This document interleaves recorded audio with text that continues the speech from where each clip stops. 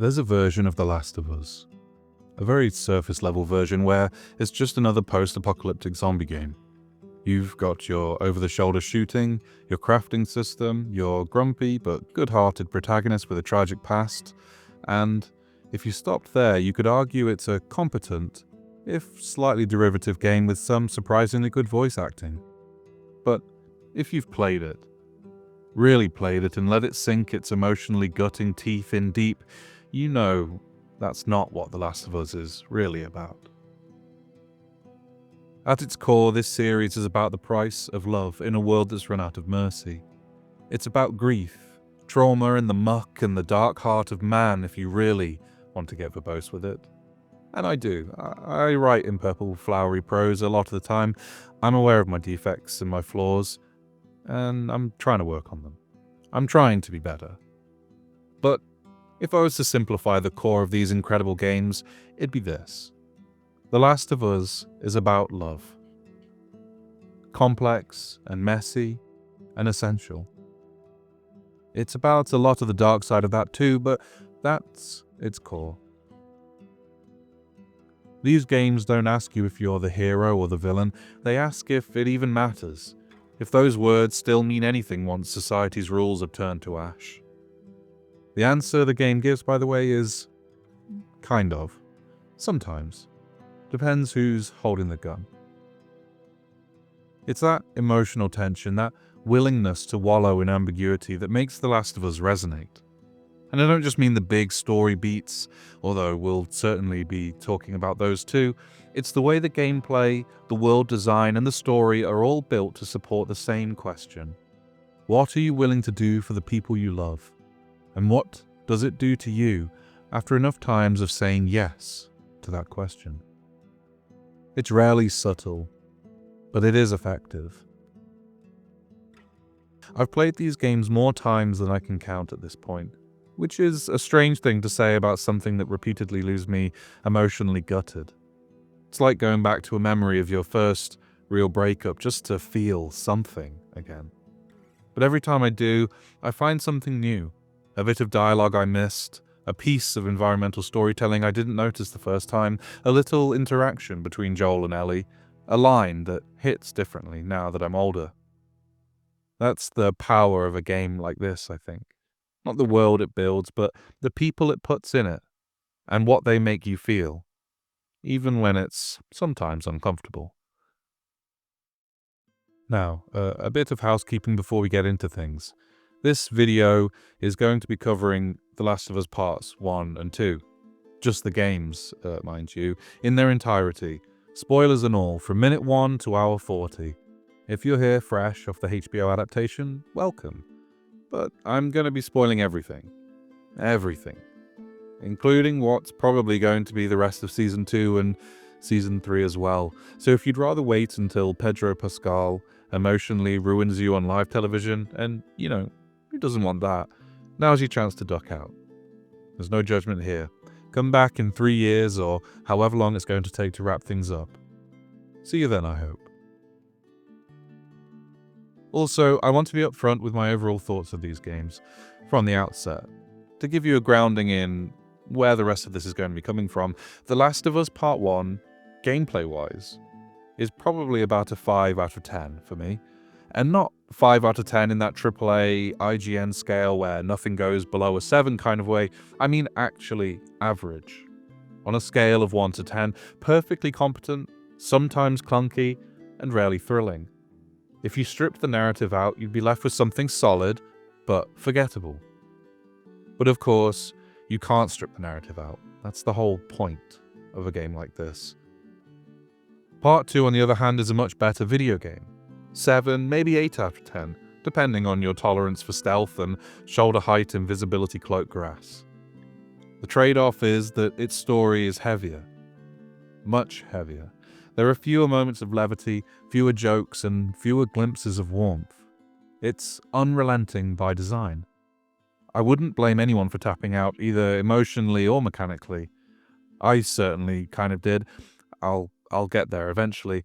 There are parts of Part 2 that feel like you're being dared to keep going. I'll put it that way. Which brings us to this video. Together, we're going to break this series down into parts, mostly focusing on the narrative and thematic structure, because that's where these games really come alive for me. I've tried to structure it so that part 1 of this video is mostly going to be about setup. So that means the world of The Last of Us, an overview of the combat and exploration that makes up most of the runtime of the games, and for parts 2 and onwards, I'm not going to be talking about gameplay all that much. That might seem like an odd approach in a video game analysis, to almost take the video game part out of the picture for the majority of this analysis, but as we'll hopefully see together, perspective is everything in The Last of Us. It's not just about what you do, it's who you are while doing it. So, if you're still with me, get your walking boots on. There's a long road ahead and very little of it is paved. So, is everything you were hoping for?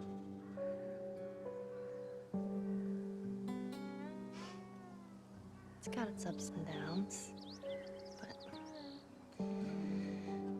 you can't deny the view, though.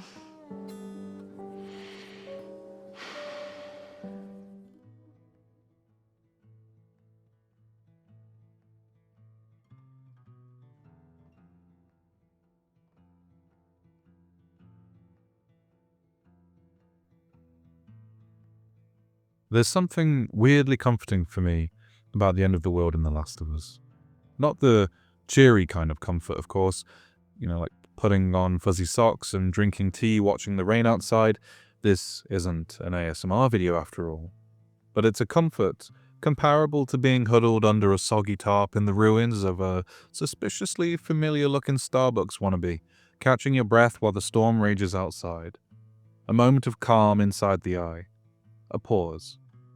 That's kind of what I gravitate to with The Last of Us, both parts 1 and part 2, or I guess it's just the complete edition now?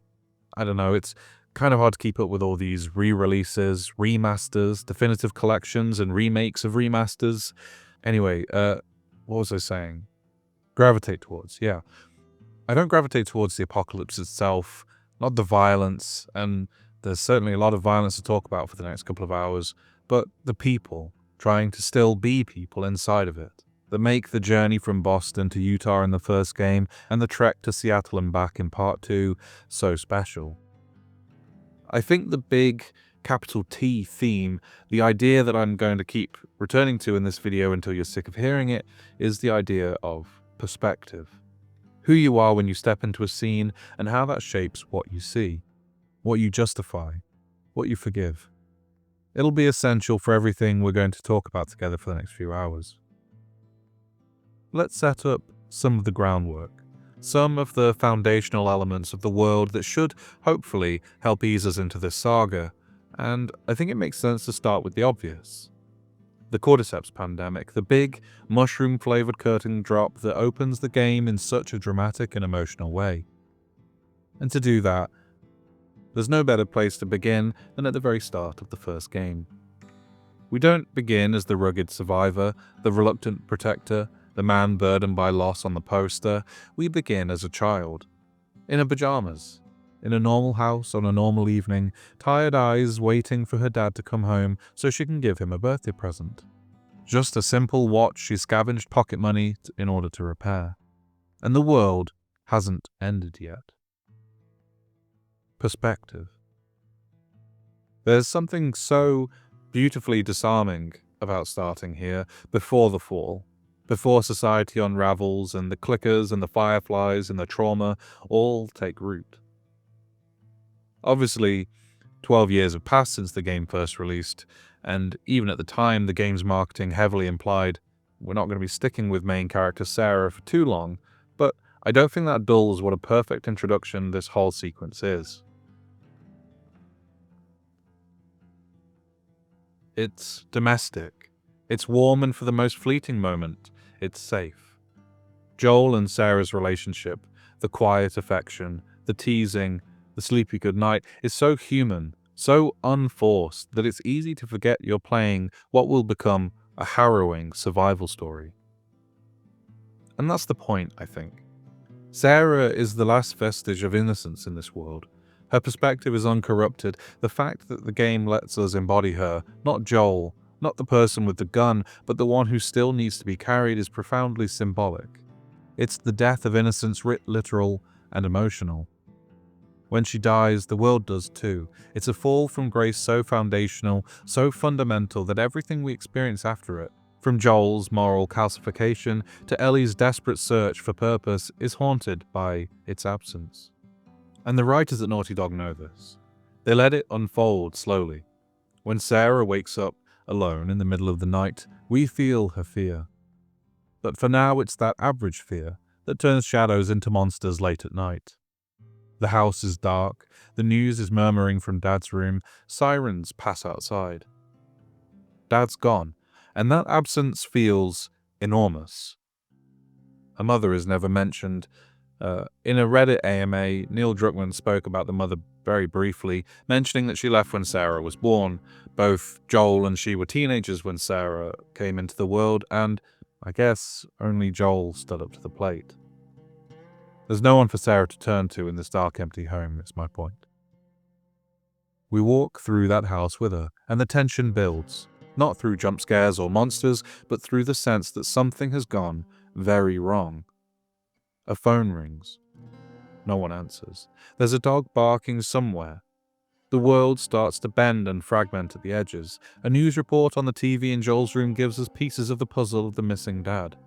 An explosion goes off alarmingly close to the house. And then Joel bursts through the door, armed, panicked, and suddenly older. A neighbor follows behind him, mindless, violent, broken. Joel doesn't really hesitate. He shoots him dead, and Sarah acts with the simplicity of a child who hasn't yet had to compartmentalize horror. You shot him. Sarah, I saw him this morning. listen to me. That line gets me every time. Because it's not about the neighbor, it's about Sarah realizing that the normal world she left when she fell asleep, it didn't wake up with her. That everything she trusted, everything familiar, has just crumbled in front of her eyes. Then comes the car ride.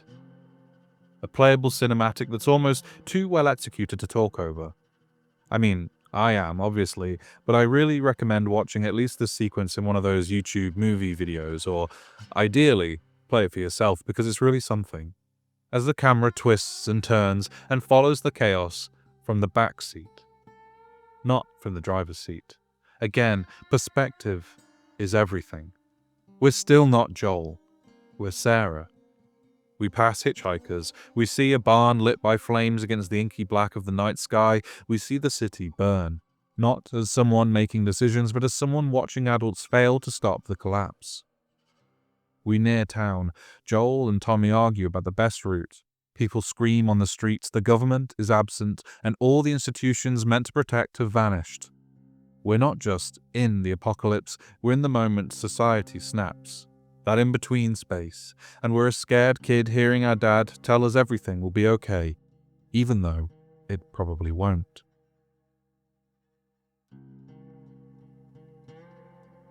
The crash finally shifts control to Joel, and I think, and this may be a hot take, I don't know, but I think the handoff weakens the blow of what's to come slightly. That shift in perspective to Joel changes the rhythm of the scene, the cadence.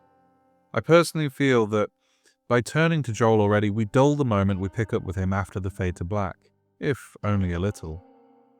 I think there's an alternative universe version of this game where we stay as Sarah, all the way through to the end of this night, and her death isn't a cutscene necessarily, but a player experience. A moment we feel through the analog stick, through her breathing, through her panic. That would have been braver narratively. But even so, the execution here is devastating. So Sarah's leg is broken in the crash. Joel has to carry her. His speed is reduced, his panic increases. We're in control of a man who cannot move fast enough. And it's perfect. Mechanically, emotionally, it reinforces just what he's about to lose. A desperate dash ends with a soldier, a radio call, and a hesitation. and then gunfire. There's no music, no slow-motion dramatics, just the sound of gasping, of Joel pleading, of Tommy arriving too late. It's quiet, and it's final. And the scene fades to black. 20 years later. So in my last video, dissecting Bloodborne, I suggested taking things a section at a time because, well, Bloodborne's pretty haunting. I guess I'm issuing the same warning here. The Last of Us Part 1 and 2, they're brilliant games. They really are, but they're also emotionally punishing. It's grim, it's heavy, and honestly, writing about it has been weirdly tough. I've had to take a few breaks working on this script just to go stare at a wall or hug my dog, especially after a certain section in Part 2. What's strange is I never used to be this affected by fiction. I mean, I've always gravitated towards dark stories. The bleaker, the better, but something about The Last of Us hits different these days. Maybe it's age, maybe it's the creeping awareness that I now understand Joel a little more than I'd like to admit. Either way, this one really got under my skin. So yeah, I'd really recommend a pause every now and again, or take a look at a picture of a dog. Here you go, here's Austin. You might need it for what we're about to experience together. Anyway, on with the story. That time jump is more than just a narrative efficiency. It's a symbol of who Joel becomes. A man emotionally amputated by that one night. That fade to black is everything. It's the void that this young version of Joel will never leave. It's the void from which the monstrous Joel will emerge. We meet him again with a stone heart and a job to do. But that first sequence, that's the ghost that follows him and informs absolutely everything he's going to do over the course of the next 20 hours of video game. And even more if we include the sequel.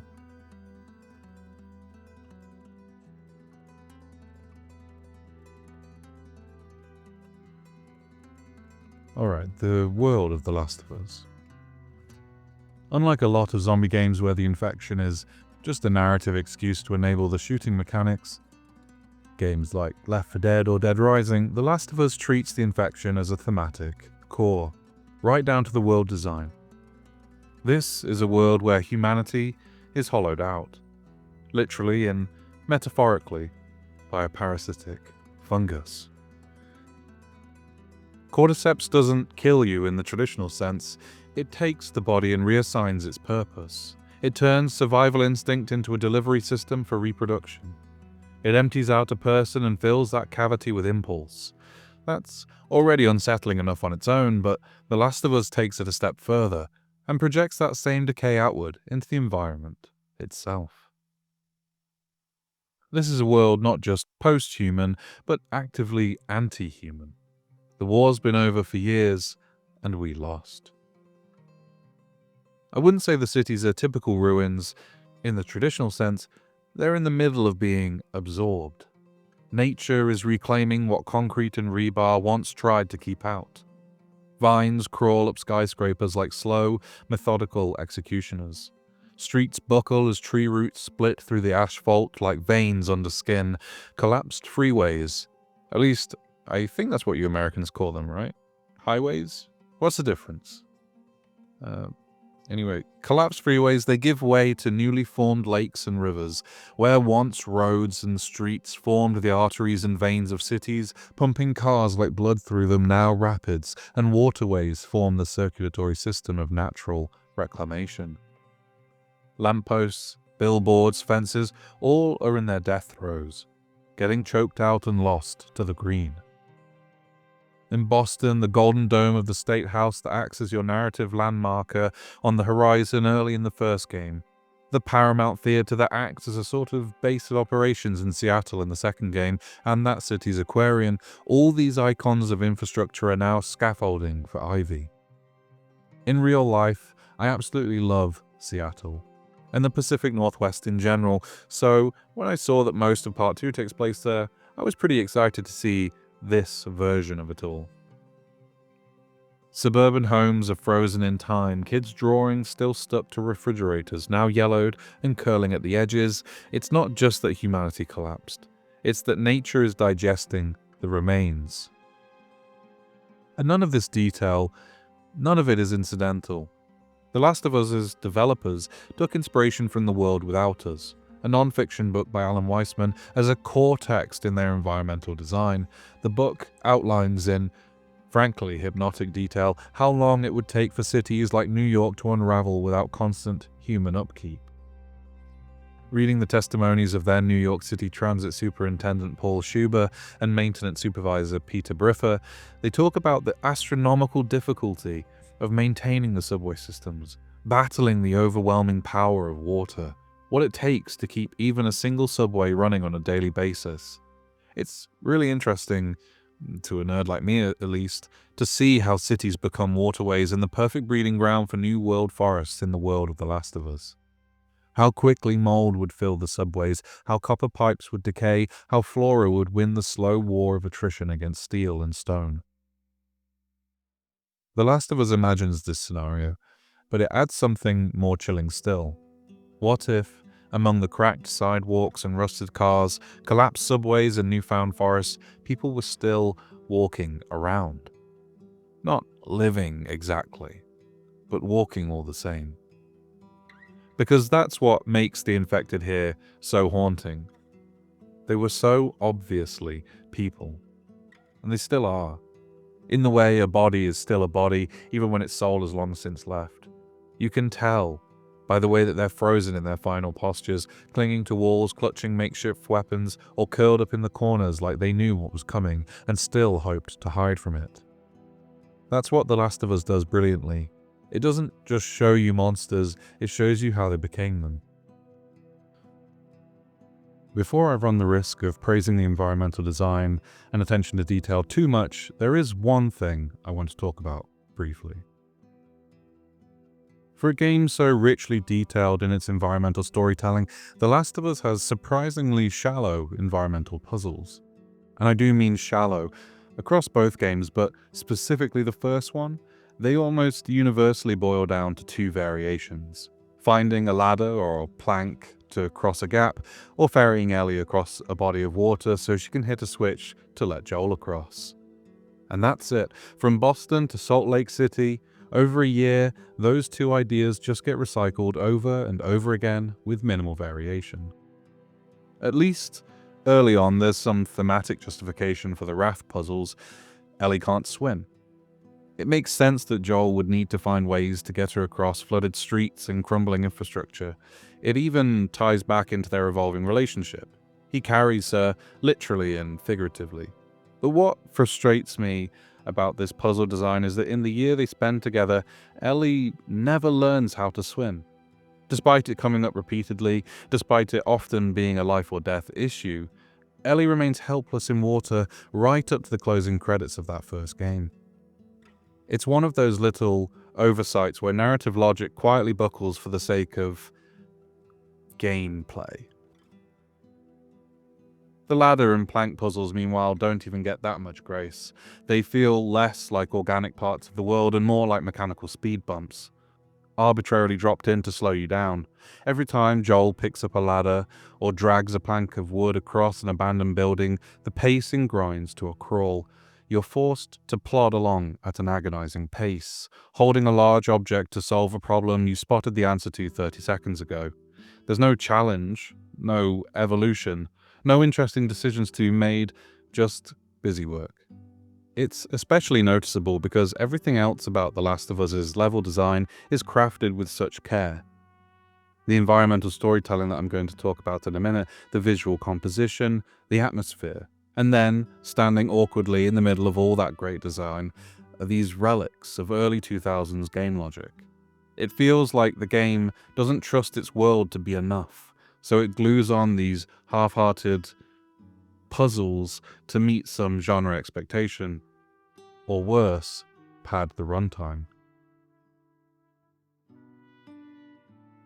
I'd argue you could remove every single ladder and raft puzzle from the game, and not only would nothing of value be lost, I genuinely believe the pacing and emotional impact would improve. These sections don't deepen your understanding of the characters, or test your skills, or offer moments of discovery. They're dead air. Dead weight. The second game does improve on this front, somewhat. Puzzles are allowed to stretch out a little, especially on day one in Seattle. There's a little more variety on offer. I know it's a little much to expect, but I was hoping that when Naughty Dog announced the Part 1 remake, they'd incorporate a couple of these improvements into the narrative bones of the original. But still, I wouldn't say that puzzle design or platforming is an area The Last of Us ever truly shines. Where The Last of Us does shine, maybe more than any other game in recent memory for me, is in how it tells stories without telling them. Notes scattered in abandoned homes, diagrams scratched on whiteboards, children's rooms turned into fortified bunkers. These fragments of lives half-lived or ended too soon create a patchwork narrative of humanity post-collapse. And the environments themselves, they feel lived in, then subsequently died in. You can almost smell the mildew in the air of an abandoned hotel. You see a family's last stand written across the layout of their kitchen, overturned chairs, bloodstains by the door, maybe a note begging someone to forgive them. The game doesn't need to spell it out. It's pulling on your empathy either way. It trusts you to see, to feel, and to fill in the blanks. In that way, even the act of exploration becomes somewhat emotional. The gameplay is reinforcing the theme. Even if I often find the act of needing to find scraps and screws and rags and drops of alcohol slightly frustrating as it's pulling me away from the narrative momentum, I can still admit that it's effective in its own way, in how it forces you to slow down and really take in your surroundings. There's a quiet reverence to rummaging through a dead man's things in search of ammo. You start to notice patterns. You start to recognize desperation not as a plot point, but as a mode of existence. And somewhere in that process, the scavenger becomes a chronicler, a kind of archaeologist of the present. These stories are technically optional. You could walk right by them. The game never demands that you engage with them, and they have no mechanical impact on the broader story, but if you stop and look as you scavenge for those precious screws, scraps of fabric and power-up pills, if you pick up the notes, explore the side rooms, follow the trail of clues, you'll find entire human narratives told in fragments. Little worlds buried inside this larger one. The story of Ish is probably the most obvious and iconic example I could pick to look at, and I will. His arc begins, innocuously enough, on an abandoned fishing boat on the shoreline at the edge of Pittsburgh. Written by someone who'd once lived a very different life. Ish, you see, was a fisherman. He survived the initial collapse by staying out at sea, and when he finally returned to shore, he found what we all find when we play The Last of Us: ruin, isolation, silence. So he did what people do. He tried to build something new. You find a trail of his attempts as he fortifies the sewers, meets other survivors, and gradually establishes a kind of sanctuary. You see where he made rules to protect children, built makeshift schools, and set up defenses. The notes shift in tone as time goes on. From hopeful to cautious to desperate. And then they just stop. One room tells a particularly grim part of the story in silence. Small bodies wrapped in blankets, a bloody handprint on the wall, a toy left behind. Whether Ish survived or not is never confirmed. It's not for Joel and Ellie to really discover his fate. Apparently, according to an interview with Neil Druckmann, you were supposed to find more of Ish's story in the Left Behind DLC, before it was cut. So maybe he did survive. Maybe he didn't. Either way, his story ends not with a final note, but with a room you'll never forget. And then there's Boris Legasov in Part 2, another optional thread, another human life quietly mapped out in the margins. Boris was a community hero in Hillcrest. A skilled archer in the before times turned protector and community leader in the after. His story is one of loss and retaliation. It helps frame and characterize the WLF, the faction Ellie will run into during her vacation in Seattle. His daughter is murdered by soldiers, and in his grief, Boris arms himself, exacts his vengeance, and is ultimately ostracized by the very community he once defended. His descent into obsession is charted, again, not through dramatic cutscenes or voice monologues, but through those scattered notes, bloody trails, and one final, chilling encounter. When you meet him, he's no longer Boris. He's infected. But even then, he's still in the house where it all happened, still carrying the weight of his choices, and a really useful bow. What I love about these stories, really love, is that they have no reason to exist at all.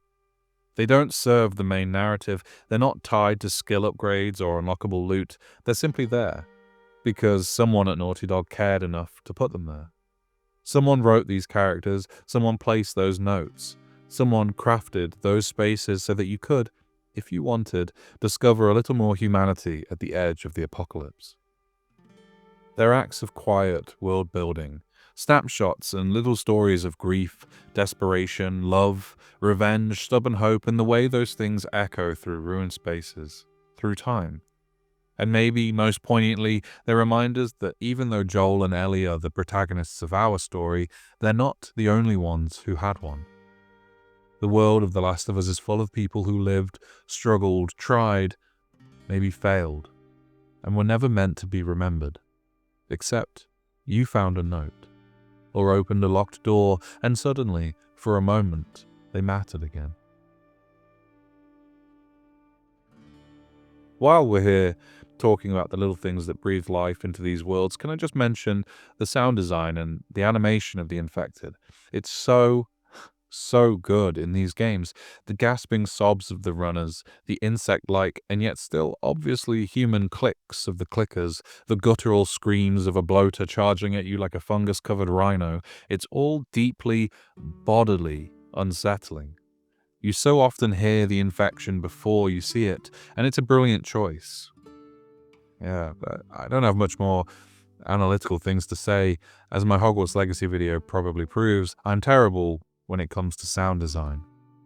All I can say is, it's great here. Talking about the zombies themselves, I really like the Cordyceps zombies narratively and thematically. I think the concept is one of the strongest in the genre. It makes zombies feel new again, which is no small feat in a genre so thoroughly picked clean, since The Walking Dead blew up nearly 20 years ago. But, and this is a big but, I cannot lie, this is a game at the end of the day. And from a gameplay perspective, fighting the zombies is often miserable. I don't mean miserable in the same compelling way as the narrative, I mean it's tedious.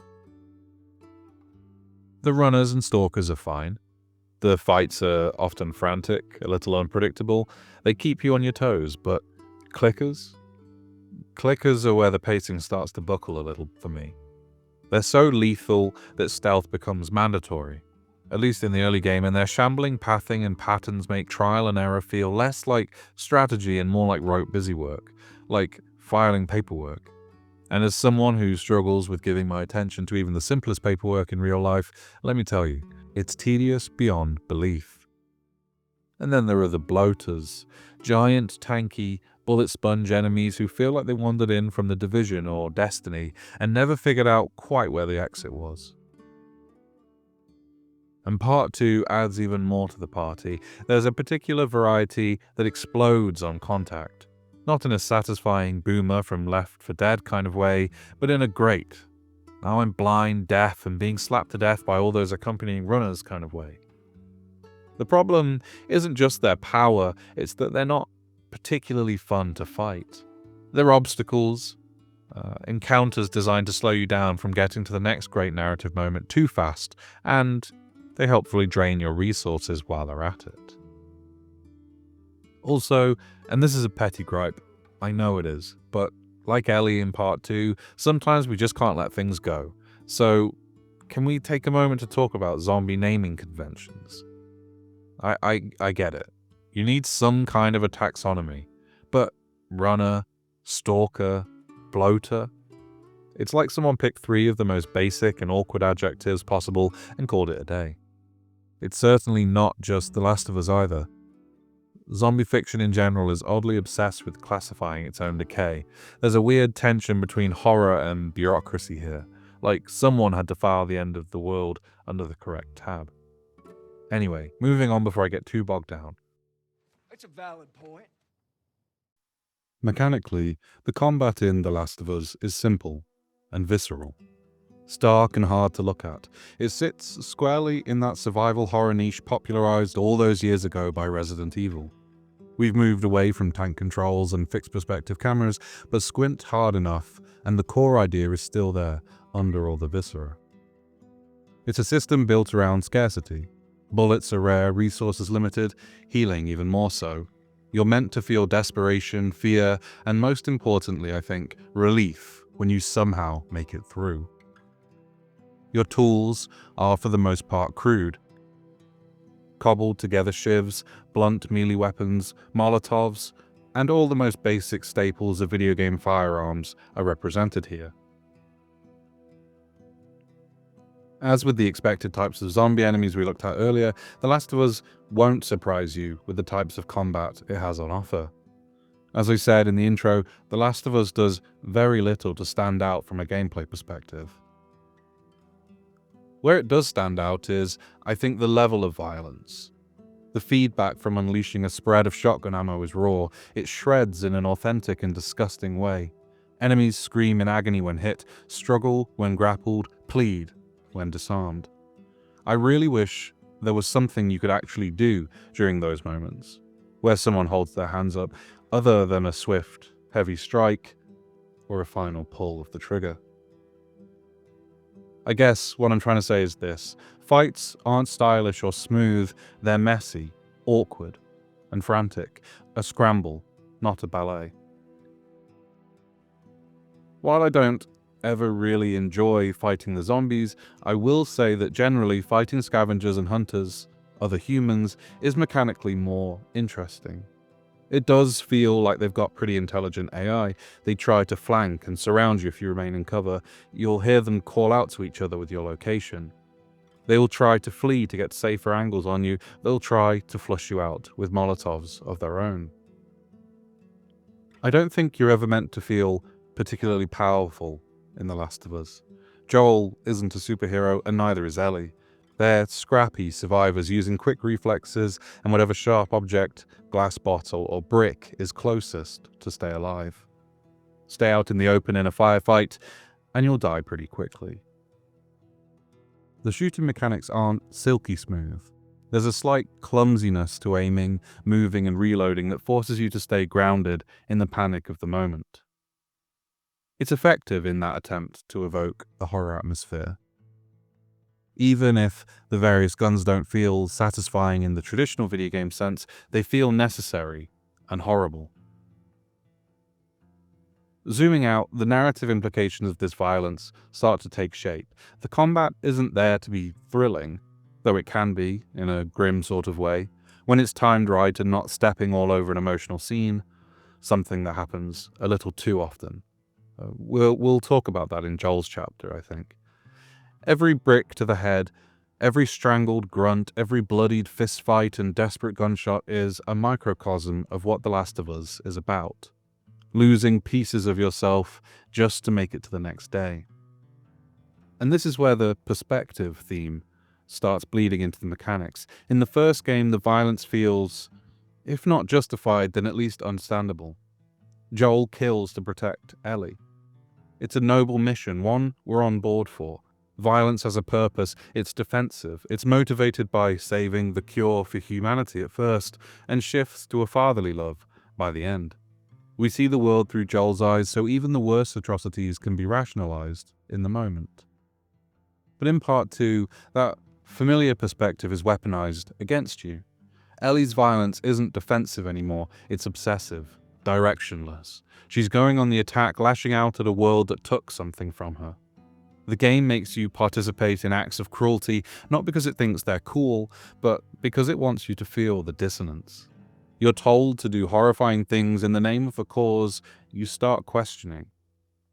Much like Ellie herself, and crucially, the game doesn't cut away during these bloodier moments. It doesn't let you off the hook. Across both games, the violence mutates along with the characters. It stops feeling like survival and starts feeling a little something like entropy, like something inevitable, eating away at everyone involved. By the time the final blows are thrown in Santa Barbara, there's no thrill left, no sense of victory, just exhaustion.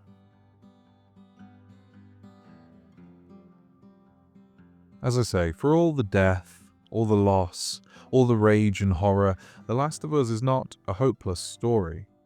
Far from it. Love, like fungus, still grows here, even if it's twisted and hard-earned. Ellie learns to play guitar, Dina talks about the future, Abby finds solace and redemption in protecting a pair of scared kids. Even in a world consumed by fungal horror, people keep trying to connect, to redeem, to forgive. Joel and Ellie, and later Ellie and Dina, and then, well, a whole string of shifting relationships in part 2, they move through this world clutching what little connection they can muster. We'll get deeper into those relationships soon enough, I promise.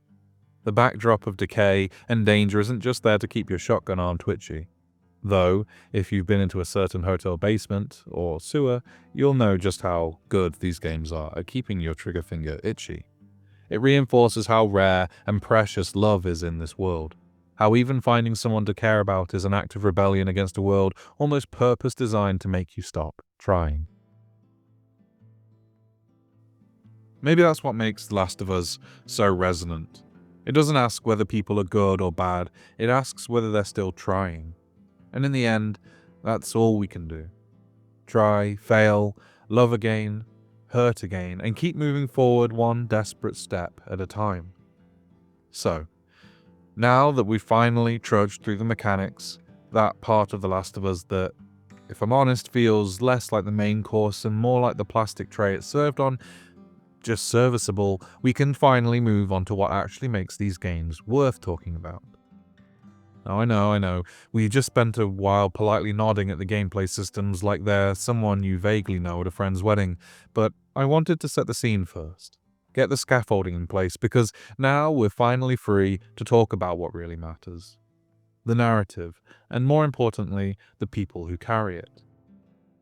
Because if you're still thinking about The Last of Us years after playing it, and chances are if you're watching this overlong ode you are, it's probably not because you liked the stealth sequences. It's because of Joel, Ellie, Dina, Abby, Tommy. It's because of the relationships that twisted and broke and sometimes held. Before we get into it, a quick disclaimer.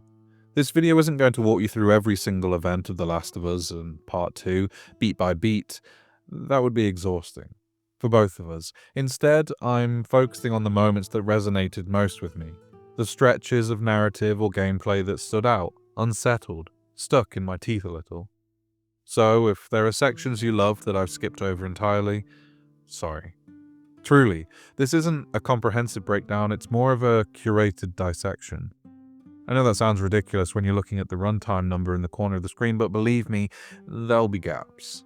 Hopefully it hangs together in a satisfying way by the time it's all said and done, when we've spent our last shotgun shell together and wrapped our last bandage around our arm. Also, if you're wondering, I'm not really going to be talking about Left Behind. I do think it's a strong little story. One that gives Ellie's backstory some great texture and fleshes out some of her winter survival before running into David. But in the interest of keeping this whole thing from ballooning into an HBO miniseries, I've had to make some tough cuts. Maybe someday I'll do a version 2 or something more focused. I don't know, I'm still working out this whole YouTube thing and realizing my personal limits for putting out videos in a somewhat reasonable time frame. But I think I'll need an emotional recharge before I jump back into this particular apocalypse. And in retrospect, trying to tackle both games in one video may have been overambitious. Entirely self-inflicted, that decision has cost me dearly in terms of runtime, structure, and general peace of mind. But we're here now, so let's try and make the most of it. I wonder if you've been able to catch on to something. A current that's been running through the script up to this point. A hesitancy to actually delve into the story. Because it's been there the whole time. I wonder if it's frustrated you that I've been walking around the specifics.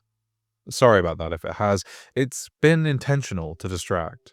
But it's not my intention to frustrate. It's because of the story itself.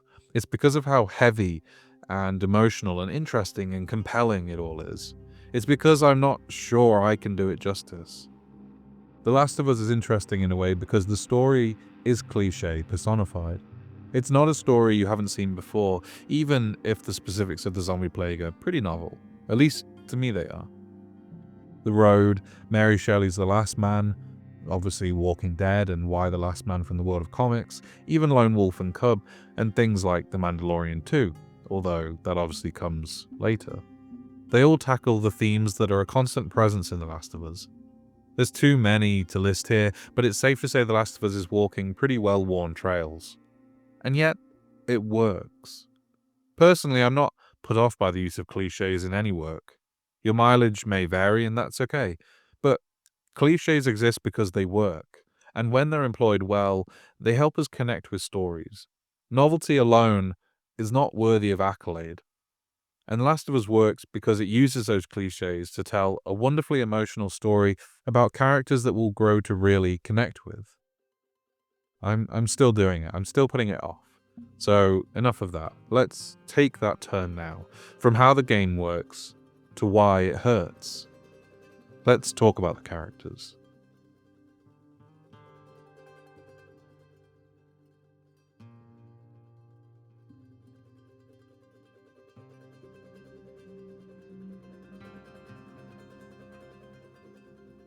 Joel's story begins, as so many tragedies do, on an ordinary night. It's 2013 and Joel is a single father raising his teenage daughter Sarah in Austin, Texas. He works long hours in construction. He forgets his birthday. He jokes, awkwardly in that way only dads can really master. He's just trying to make it all work, like a lot of parents who live paycheck to paycheck, and hope love fills in the gaps where money runs short. He's also looking out for his younger brother Tommy, trying to keep him grounded, out of trouble. Joel, at this point, is someone we recognize. A single dad doing his best, maybe a little gruff, but grounded in a kind of steady, unremarkable goodness. And then the world ends. When the Cordyceps infection hits, it hits fast, and Joel becomes something else entirely. In a matter of hours, his world goes from football games and birthday cards to military roadblocks and burning neighborhoods. And just when you think he might pull through, just when you think he's going to thread the needle and keep Sarah safe, he fails. A soldier, following orders, shoots them down, and Sarah dies in Joel's arms. That moment doesn't just break Joel, it unmakes him.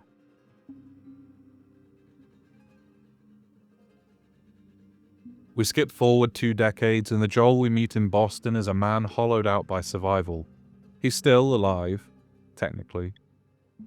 He smuggles, he trades, he fights. But the man who once told dad jokes is 6 feet under. In his place is someone who's done what it takes, and then some.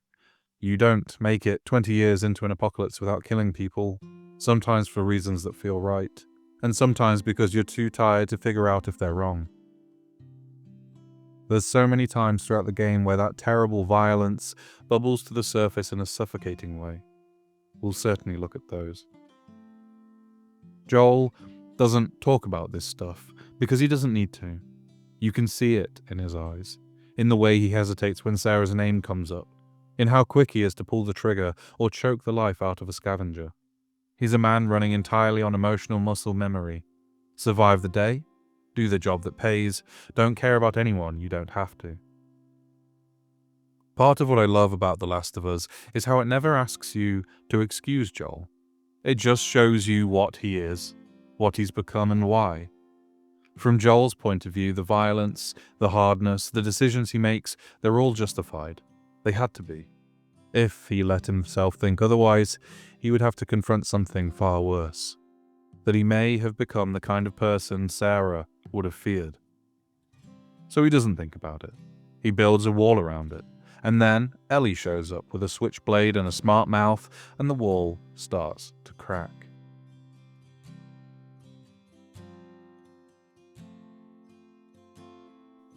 The Last of Us opens proper on a crumbling Boston.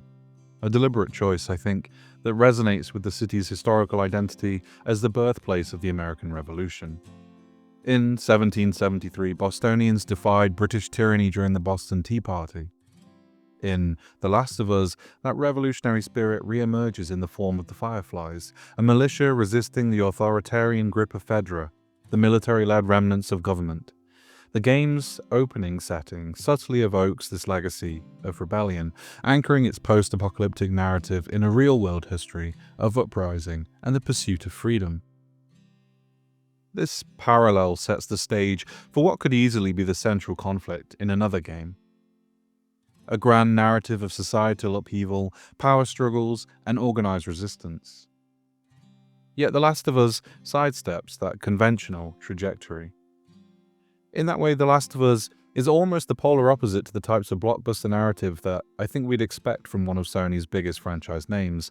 Instead of centering on the revolution against Fedra, instead of taking the expected, predictable route of one man joining a rebellion to avenge his daughter and save his new one, the story narrows its focus, avoiding a tale of collective rebellion and instead giving us an intimate journey of survival, love, and loss. Joel and Ellie's Odyssey Westward. I think Boston is an interesting place to start our journey. Boston functions less as a set piece and more as a thematic echo, a reminder of cycles of oppression and defiance, something that will ultimately echo in the finale as Joel defies an entirely different kind of oppression. The backdrop of resistance is there, but it fades as quickly as it arrives as the game shifts from macro to micro, from revolution to relationship. It's so much smaller than the grand plot the backdrop implies, and it's so much more impactful for that smallness. We start the journey of a lifetime in the Boston quarantine zone, a place that looks like it hasn't had a functioning plumbing system or a reason to really exist in at least a decade, but still manages to maintain a black market economy and a surprisingly robust stockpile of crates to crouch behind. It's here that we meet Tess, a rare character who somehow feels fully formed despite being written to be dead within the first 2 hours. Tess is Joel's partner in smuggling, violence, and possibly more, though, like everything else in his life, Joel keeps it carefully unspoken.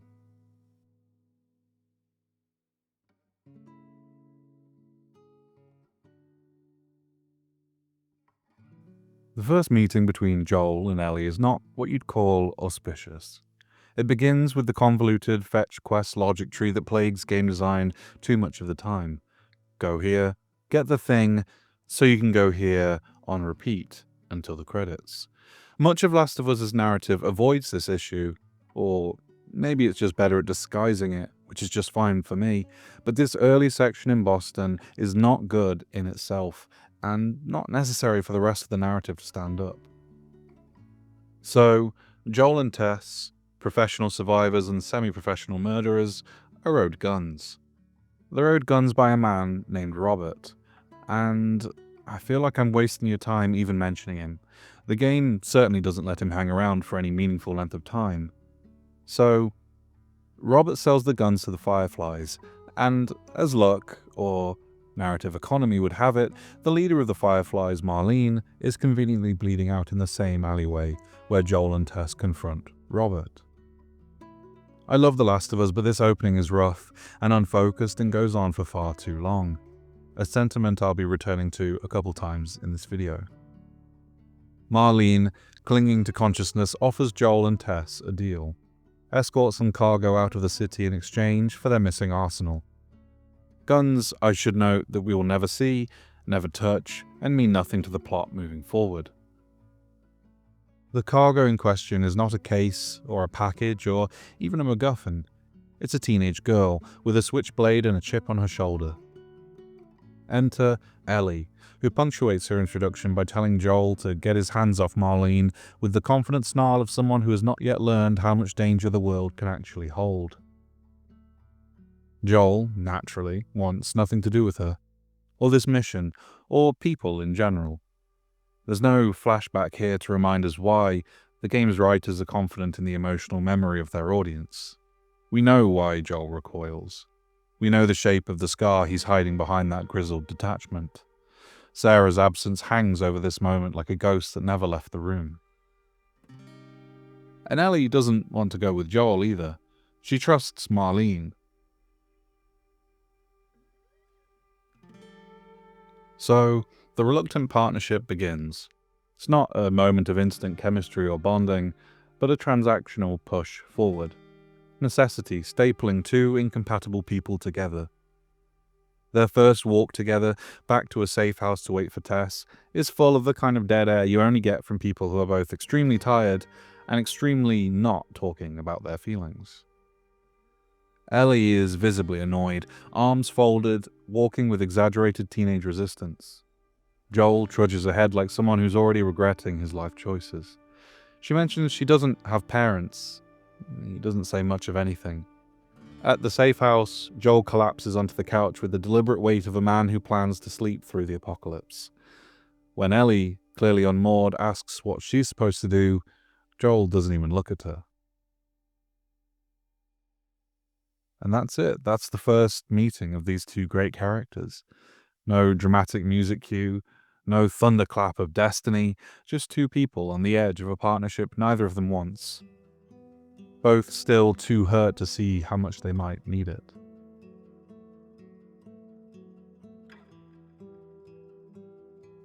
When we leave the safety, or at least the uneasy bureaucracy of the Boston QZ, the game doesn't open with freedom. It opens with dread. The streets are flooded and choked with debris, and we're already being hunted. Tess, Joel, and Ellie make their way through the night in the rain, and this is the first time the game starts to breathe in its own atmosphere. The rain isn't peaceful, it's angry. It comes down in sheets, loud and fast and unrelenting, like the world itself is furious that these three people have dared to try and escape. They're stopped by a Fedra patrol. The soldiers force them to kneel, lining them up like animals being sorted, one scan away from death or temporary reprieve. This is the first time we see what Joel does when he feels cornered and afraid. He doesn't freeze, he doesn't negotiate, and he definitely doesn't panic. He attacks, instinctively, brutally, and without hesitation. He moves with the kind of violence that suggests this isn't his first time, and it won't be the last. A gun comes out. Blood hits the rain-slicked pavements. The patrol is dead. This moment isn't flashy. There's no slow-motion, quick-time event. It just happens, sudden and over, and now everyone's heart is pounding, including yours, especially Ellie's. It's the first time she sees it too. The real Joel, not the quiet one, not the one who pretends he's just here because Tess asked him to be. It's interesting to this point, Joel has almost been presented as Tess's follower, from a narrative perspective. She's the one making decisions, pushing the plot. Not here, though. This is Joel, with his teeth bared. The Joel who survived 20 years of this new world by becoming a part of it. What follows is the game's first real stealth sequence, winding through the outskirts of the city. We had a little sequence in the dockyard earlier, but the stakes feel so much more heightened now. On the dockyard, we were the hunter. Here, we're the rabbit in the headlights. The prey. The remains of Boston have settled into a kind of sprawling rot. Asphalt buckles under the weight of time and neglect. Trees force their roots through broken concrete. Pipes that were meant to sit comfortably underground now jut out like the ribs of a rotten corpse. Fedra soldiers fan out above, their gun-mounted flashlights sweeping the landscape like predators hunting movement. If you're patient, you can weave between cover, slip past their vision and savor the tension. But if you're like me, and a little too hasty with the analog stick, you get spotted, and the tone shifts instantly. Now it's sprinting, shooting and scrambling behind what few pieces of rebar-studded concrete remain, bullets whizzing overhead. Joel isn't a trained soldier, he's a survivor, which means he fights like someone who's only interested in winning. The animations, the way he slams someone into a wall or grunts as he stabs using makeshift shivs with ungraceful desperation, speak to a character who doesn't enjoy this kind of violence, but who's made himself very good at it nonetheless. This is not badassery as stylized combat, this is damage done efficiently, and without ceremony. And Ellie, in the middle of all this first brush with real human violence, is quiet, watching, learning. This entire chapter functions like a pressure cooker. We learn about the world, yes, about how tightly controlled the QZs are, about the real and constant threat of Fedra, a government that rules with fear and bullets. But more importantly, we start to see what kind of man Joel is under pressure. And crucially, certainly for the end of the game, it's not the kind of man who thinks about consequences. It's the kind of man who eliminates the threat first and asks no questions later. There's also a sequence buried in this section of the game. It's not a long section, but I absolutely dread it every time I replay the game. The subway tunnels act as our first real arena, with multiple clickers and runners interspersed. It's pitch black. The clickers act as a one-hit kill gimmick, and I can never really remember the set paths they're on. At this early point, you don't really have the arsenal for a sustained fight with the Horde down here in the subway, so I end up watching this same horrific death animation over and over until I somehow edge my way through. By the time the trio finally slips through the wreckage of Outer Boston and emerges into quieter territory, you're left with a few things. A vague sense of relief. Seriously, breathing for the first time after emerging from the subway, I feel like Frodo on the slopes of Mount Doom. It's finally done.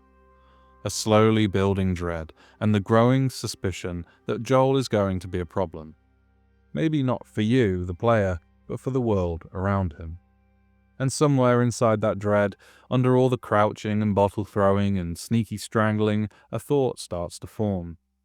Ellie may not be safe with Joel, but she's safer than she would be with anyone else. Which is probably the most dangerous thing about him.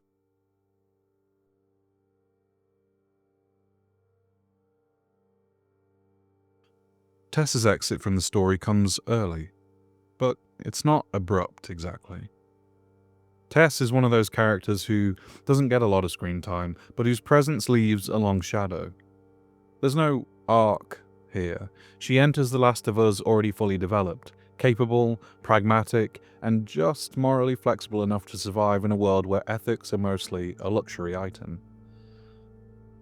Where Joel is emotionally shut down to the point of being a walking trauma response, Tess is his operational counterpart. If Joel is the hammer, Tess is the arm swinging it. She's sharp, strategic, and clearly used to keeping them both alive through some combination of intimidation and competence. What makes Tess interesting, though, is that she isn't cold. She's tough, yes, capable of bluffing and shooting her way through problems, but there's an emotional undercurrent there too. You see it in the way she talks to Joel, as someone who understands his grief, even if he'll never articulate it. She gives the impression that she's been waiting for him to come back to life emotionally, but has also accepted that he probably won't.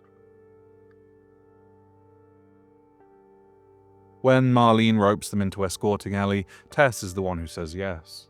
Joel protests. Tess negotiates. She sees the value in the deal. Get the guns, get the car, get to Tommy. They've gone outside the QZ before. What's the harm in doing it one more time for a chance to escape from the stale status quo in Boston? There's still some hesitation from Tess initially, of course. Remember, she's the one who first aimed her gun at Ellie after reading the Fedra scanner results, and she'd be right to feel unsure about this plan they've made too quickly. Tess is practically minded, and dragging along a 14-year-old with no combat experience that they need to protect is a greater risk than perhaps they're used to. But it'll be worth it.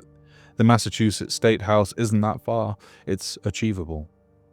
Until, of course, it isn't. The stealth sequence through the museum is where things start to unravel for our plucky trio. Structurally, it's a brilliant piece of level design. Tight corridors, collapsing walls, and that creaking tension that only a building on the edge of falling apart can give you. The museum is a remnant of the old world, housing even older remnants, a place designed to preserve memory, now left to be slowly devoured by the present. Old rifles, cavalry sabers, and Revolutionary War flags are all still here, just slightly off-kilter, slightly rotten, musty, and grimy, a visual metaphor, of course, for a world that no longer has the bandwidth to remember itself. It's in this space, this collapsed shrine of memory, that Tess gets bitten. She hides it. Of course she does. Not, I think, because she thinks there's hope, because Tess doesn't run on hope. She runs on willpower and sheer momentum. She's always been pushing forward because stopping is unthinkable. Keep moving, make the deal, get the job done. Hope is a luxury, but it is all she is afforded by the end. By the time they reach the Massachusetts State House, the agreed-upon drop-off point with the Fireflies, that momentum is faltering. The building is grand in the way that old government architecture often is. Too large, too empty, too aware of the absence of people. It's a monument to bureaucracy, now populated by nothing but dust, light shafts, and bad news. The Fireflies are dead. The plan is gone, and Tess knows what that means. Here, she finally tells the truth. She's infected, bitten back in the museum. She shows them the bite, the Cordyceps mark blooming like a bruise up her neck. But she doesn't ask for sympathy. She doesn't even mourn herself. She just begs Joel, almost shouts at him to take Ellie and keep going. There's a desperation to her tone that I don't think is about the fear of death. It's the panic of someone who knows this is her last useful act, the final bit of leverage she can apply to Joel before she's gone. This is real, Joel, she says. Not, I love you, not save me, but this is real. It's as close to real, genuine belief as we get in this world. And it's not about herself, it's about Ellie. About the faint chance that this girl might be the end of the cycle. Her story foreshadows the same question Ellie will face in the game's final act. What would be the purpose of her death? What has it all been for? In Tess's case, after years of carrying out less than savory, bloody jobs, after murdering to survive, what would have been the point of it all if she didn't do some good with her final hour? So when the group find the bodies of the Fireflies they were due to hand Ellie off to, when the deal dies with them, she puts together a new plan. A new deal, knowing she won't be around to see its success. Or failure. All she can do with her final moments is something for the people she's leaving behind. In this case, the man she's in love with, and the child who deserves a better world than this. But above all of that, because Tess doesn't declare her undying love, she barely even says goodbye, she believes in something greater now. She believes by giving Joel and Ellie extra time to escape, the world might one day not be like this anymore. If the Fireflies' intentions for Ellie are true, and they work, Tess's death will have meaning. It's this that adds so much more tragic depth to Joel's decision later in the game. And if Tess had survived long enough to deliver Ellie to the hospital herself, maybe she'd be the one, like Marlene, who tried to stop Joel from denying the fix of this broken world. Tess's death is quick, brutal, and in narrative terms essential. It's the moment the story pivots from smuggling job to the reluctant Guardian Odyssey. She dies so that Joel can't turn back, so that he has to care about something again, even if it's just out of spite at first. And she passes on the torch of that recurring question to him. What would be the point in Tess's death if he didn't at least try to undertake her dying wish? But Joel doesn't want it. He still calls Ellie cargo. He's not ready to believe in anything. Not yet. But Tess was, and so, in the end, Tess dies the way a lot of characters do in The Last of Us. She doesn't get a heroic arc, just a heroic act. She doesn't get a slow fade out, she just makes a stand to buy a few extra minutes and tells Joel one last time to not screw this up. The brains behind their small 2-decade-strong operation doesn't say anything more. She doesn't have time. And then she's gone. It's not a big moment. Not really. The soldiers arrive, there's gunfire. You're running again. Joel barely looks back. Immediately after Tess's death, there's a rift between Joel and Ellie. There's a tension between them. Things unsaid. Joel pushes back against Ellie's pleas for connection, her apologies and her guilt. He doesn't want to confront reality, or the agony that is losing another of those rare people he considers to be his. And she keeps reminding him of it. Ellie isn't the type to bury her head in the sand, and that is entirely why they clash to begin with, when they don't have the buffer of Tess to keep them distant. This tension doesn't really start to soften until after they meet Bill. Prepper, survivalist, walking collection of red flags, and possibly the last man in America who might actually enjoy the apocalypse, the law of the jungle, survival of the fittest, all those cliches.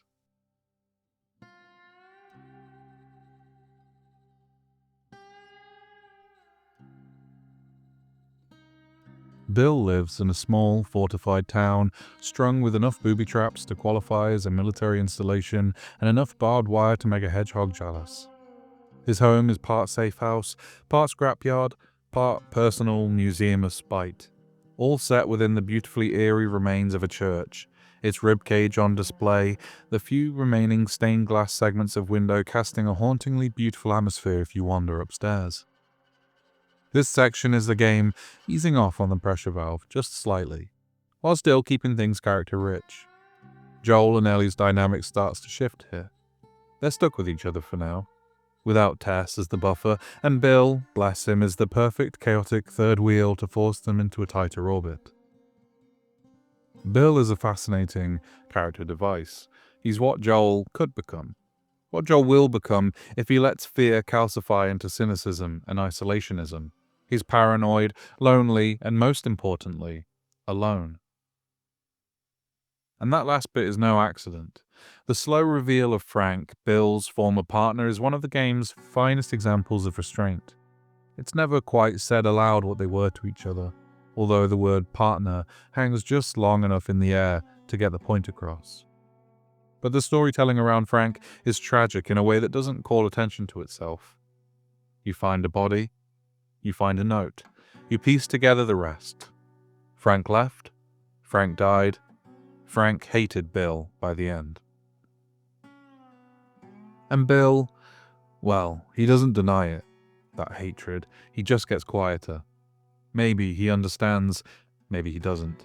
But you get the sense that, for all his tripwires and stockpiles and carefully managed distance from the world, he wasn't immune to the one thing that makes us all tick: connection. And the loss of that connection broke him. That story, by the way, of Bill and Frank is greatly expanded in the HBO show adaptation. I don't want to get derailed into the show, it's its own thing and stands as a great and separate adaptation. In fact, it works best when it isn't clumsily aping the game, which is a little too often for my liking. But just this once, it's worth bringing up, I think, because it does something quite rare. It turns one of the game's bleakest background stories into one of the show's most hopeful and beautiful. In the game, Frank's death is bitter and loaded with regret. In the show, it's tender. It's romantic. It's still tragic, sure, but it's lived in. It's two men choosing to love each other in the middle of the apocalypse and growing strawberries instead of barbed wire. A little pocket of beauty, briefly allowed to exist. I still can't listen to Linda Ronstadt the same way. But back to the game. Bill's section climaxes with a chaotic escape involving a car that somehow runs on duct tape spit and sheer narrative necessity. It's the first real set-piece moment of the game, a mad scramble through infected, frantically juggling, push-starting the truck and clobbering, slavering zombies, and Ellie proves a capable companion by throwing herself into the deep end of driving lessons. And that truck? It's hope. It's momentum refounded. We can finally get going on this cross-country road trip. It feels like we've been trapped in Boston for a lifetime. And it's the first time Joel doesn't immediately throw cold water on Ellie's enthusiasm. He tells her she's doing a good job. What's interesting about this small scene is that it almost immediately takes place after Joel and Bill find Frank's body, and though Bill plays off the hurt, you can clearly see in his eyes and hear in his voice it's taken a toll on him. It makes Joel think. Does he really want to end up like this? Stubbornly alone and so dismissive of anything that once brought him joy that he's unrecognizable, even to himself. I think seeing this possibility play out before him accelerates a thaw that has already begun. He softens. He begins to appreciate what he has in the eclipse of Tess's death.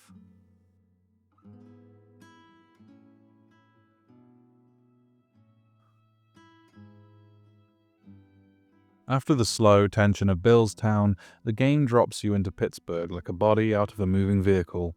Literally and tonally, Joel, Ellie, and their freshly jerry-rigged truck hit the open highway for what feels like a brief moment of peace. There's even a little road trip banter.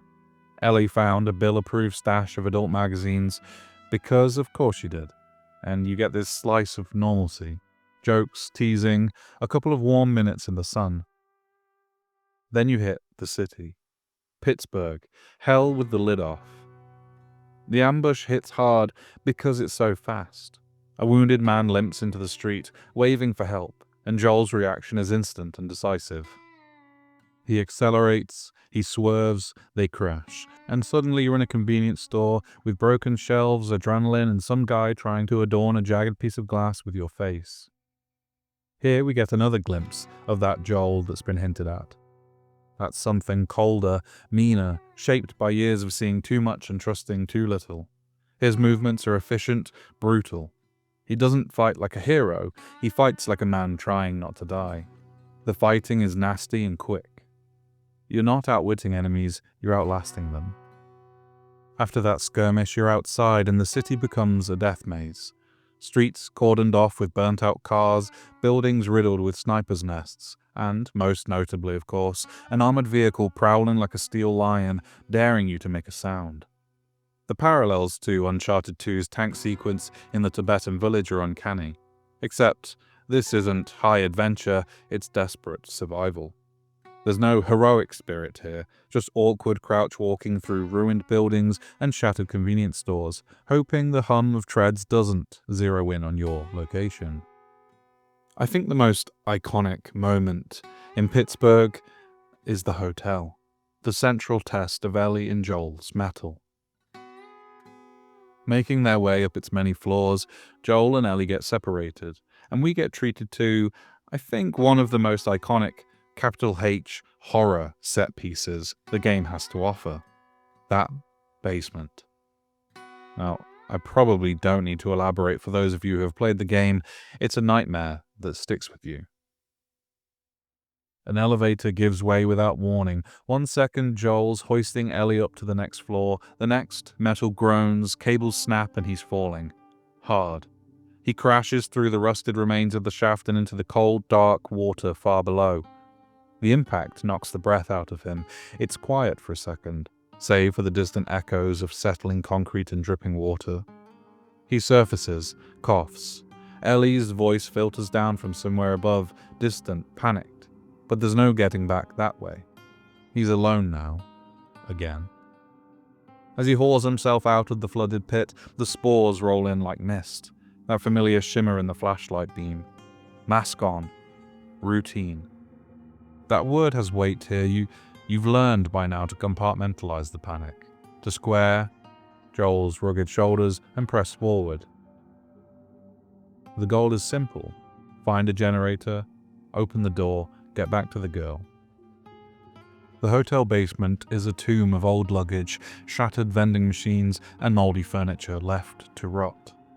It's dank and wet and quiet, black mold tracing grand arcs in its concrete walls. It's dark, save the few shafts of light from a small window in the main area.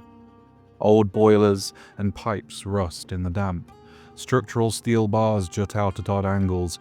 Just how is this place holding together at all? It's a tomb.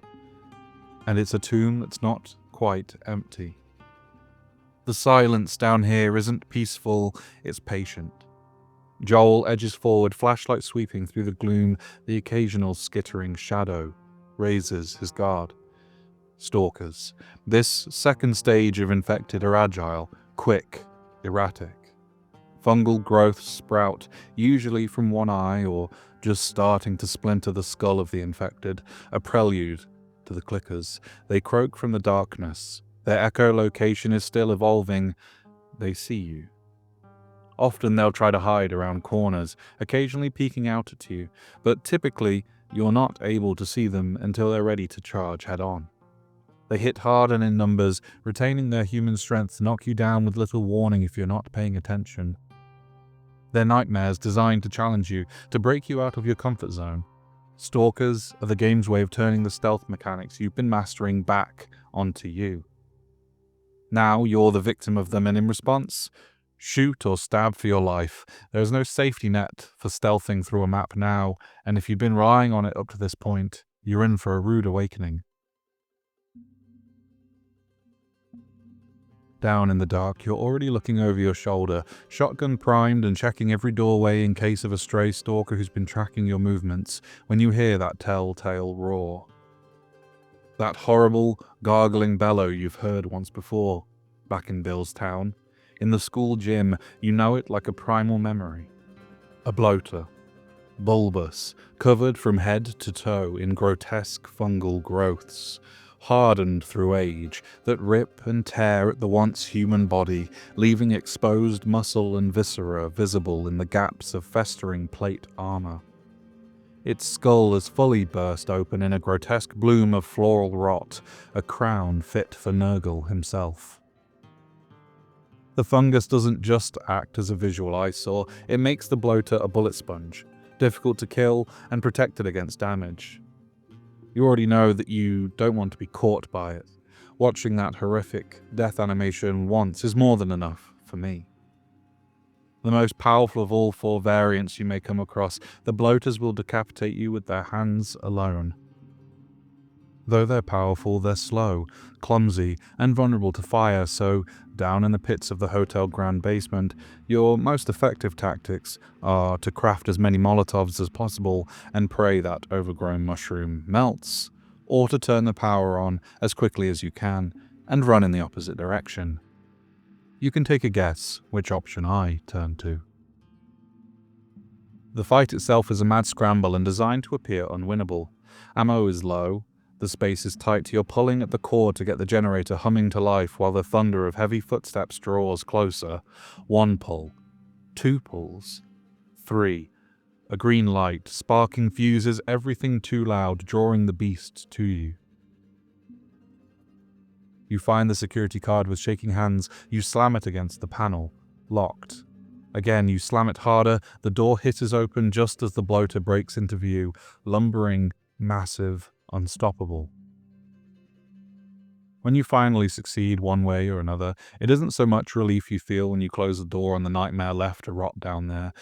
It's simply a chance to continue on as quickly as possible before any further surprises jump out and delay you further from returning to Ellie. It's a brilliantly executed stretch of the game, a reminder that beneath the father-daughter bonding, the survivalist drama, The Last of Us is, and always was, a horror story. A game of flashlights and creaking pipes, of being outgunned and underground.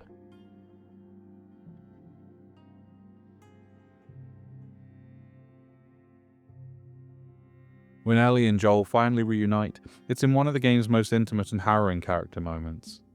A man jumps Joel, slams him into the ground and nearly drowns him in a puddle, and just as the screen edges start to vignette into death, a gunshot. Silence. Joel coughs and gasps, and Ellie stands there, small, shaking slightly, holding a pistol too big for her hands. She just saved his life. I shot the hell out of that guy, huh?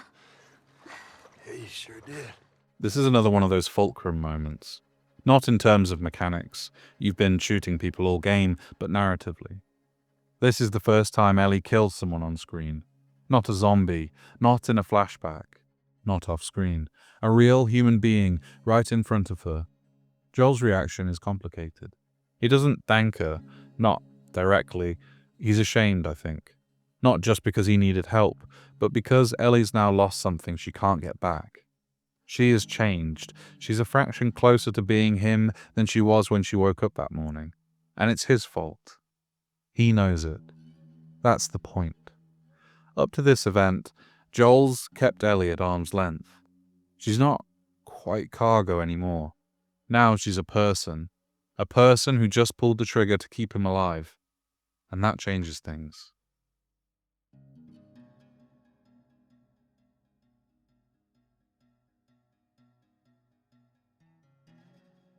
The final act of Pittsburgh. This is a really, really long section of the game, but the final act starts by climbing through a window and meeting Henry and Sam. A devastating case study of survivors just trying to make it, and of the kind of quiet tragedy that this world never seems to run out of. By this point, the game has taught us not to get too attached. Still, the fate of these two isn't just sad, it feels inevitable. Sam is a child, one of the few we meet, and one who's grown up knowing only this world. Henry, his older brother, was just a few years old when the outbreak hit. They're younger, more vulnerable than the people we've encountered so far, and they bring out something we haven't really seen yet. Ellie gets to be a kid for a minute. Sam gets to be one too, maybe for the first time ever.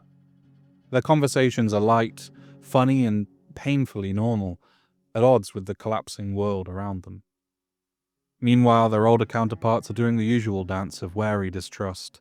Joel and Henry don't bond, they negotiate.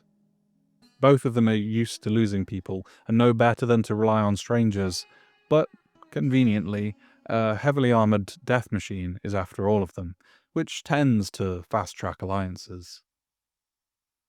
The mirroring is, of course, deliberate. Henry is to Sam what Joel is to Ellie, older, protective, burdened. But where Joel is closed off and haunted, Henry is generally a bit more open, careful, still, and visibly scared. Where Ellie hides behind snark, Sam is quiet, reflective, and still chasing small joys, like that toy robot that somehow carries more emotional weight than most games give their protagonists. Honestly, as a kid who grew up watching Transformers, I'd probably be drawn to it too in an apocalypse, just to remember something that wasn't so heavy. But while their story is engrossing, I don't think it has strong enough ties to the development of Ellie and Joel's journey to justify the few hours they're on the ride with us for. We spend a lot of time trying to escape the streets of Pittsburgh and avoid the hunters with Henry and Sam. We go through the turmoil of an early betrayal, as understandable as it is, when the group becomes cornered and Joel is denied the help he needs to escape along with them. Though Ellie decides to jump down from her pedestal of relative safety to join Joel in almost guaranteed danger, adding a layer of extra glue to their fragile bond, this scene could be displaced outside of Henry and Sam's arc and would still be effective. And the most important scene in Pittsburgh, to demonstrate their growing bond, is absent of the brothers completely. When they finally reach Fort Duquesne Bridge, the bridge to nowhere certainly lives up to its name, a dead end, with the tank clipping away at obstacles behind them, they're cornered once again, and this time Ellie takes the initiative. Despite the swirling depths below, being unable to swim and the uncertainty of the whole situation, she jumps from the broken structure knowing Joel will follow her, to drag her from the current, and he does.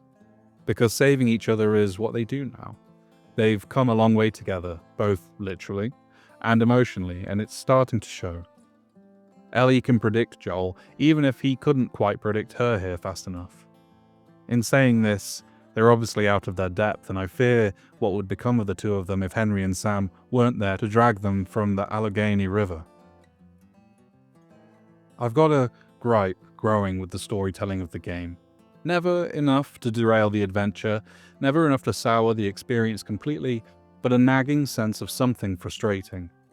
I'm not quite ready to talk about it yet. It's not quite reached its peak yet, but maybe you've already spotted it. But for now, gripes aside, because in isolation, I do like a lot of what unfolds between these unlikely four. The sewer sequence is unforgettable. It is a maze of twisting ducts and waterways forgotten in the absence of society. Nature attempts to reclaim this land too, much like it does above. Moss lines every wall, giving the reflection on the fast-flowing water a distinct green glow. Creeping dread accompanies the player here in subtle ways. It isn't only the darkness that makes you feel unsafe, it's the drips of rain and the city's runoff through the cracks in the structure.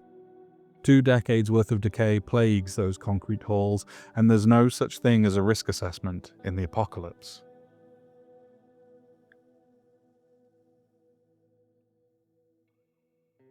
From the beach, the sewer was the group's only choice, but it doesn't necessarily mean it was the right one. Is there some kind of unwritten rule between horror game developers where sewer levels were made mandatory? Either a sewer or a mine seems to pop up in every horror game I've ever played. Anyway, the four walk through the dark at their peril, climbing over fallen pipes, wading through rotten water at waist level. You can imagine the smell from the safety of your sofa and hope they make it out of there as soon as they can. There's bound to be all sorts of enemies waiting to be encountered in the shadows, and your suspicions quickly come true. Thankfully, there are plenty of opportunities to pick up crafting equipment in the lockers of former sewer technicians and beyond industrial gates that have been warped by time. I don't want to get too sidetracked here, because I really do like this section of the game, and to be clear, this isn't necessarily a structural critique, so much as a personal shortcoming I'm unfairly projecting onto the design. But the scavenging. The endless scavenging. I mentioned it earlier, and I still admire the intent. I like that the game rewards exploration, that it gives narrative texture to the margins. A little note here, a corpse clutching supplies there, each tucked away in a forgotten hallway. It's great design, but the sheer intensity of it, how often the game dangles a side path, an open door, a dark corner that almost certainly hides a handful of screws and a sad story, it wears on me. Not because it's poorly done, but because I'm constitutionally incapable of not checking every single one. And that slows things down more often than I'd like. Just when the story is picking up steam, I find myself rooting through office drawers for sellotape, like I'm Joel Miller, freelance recycling bin. Maybe, if these detours were slightly less frequent during the heavier narrative beats, or scaled back just a touch in the more emotionally driven sequences, it'd keep the pacing a little tighter. Now, I know what you're thinking. You can just ignore the side content, and yes, I could. But I won't. I physically can't. Every branching corridor is a moral test. I repeatedly fail. And rather than confront that about myself, I'm going to choose instead to make it the game's problem. Sorry about that. Anyway, getting separated in the sewers.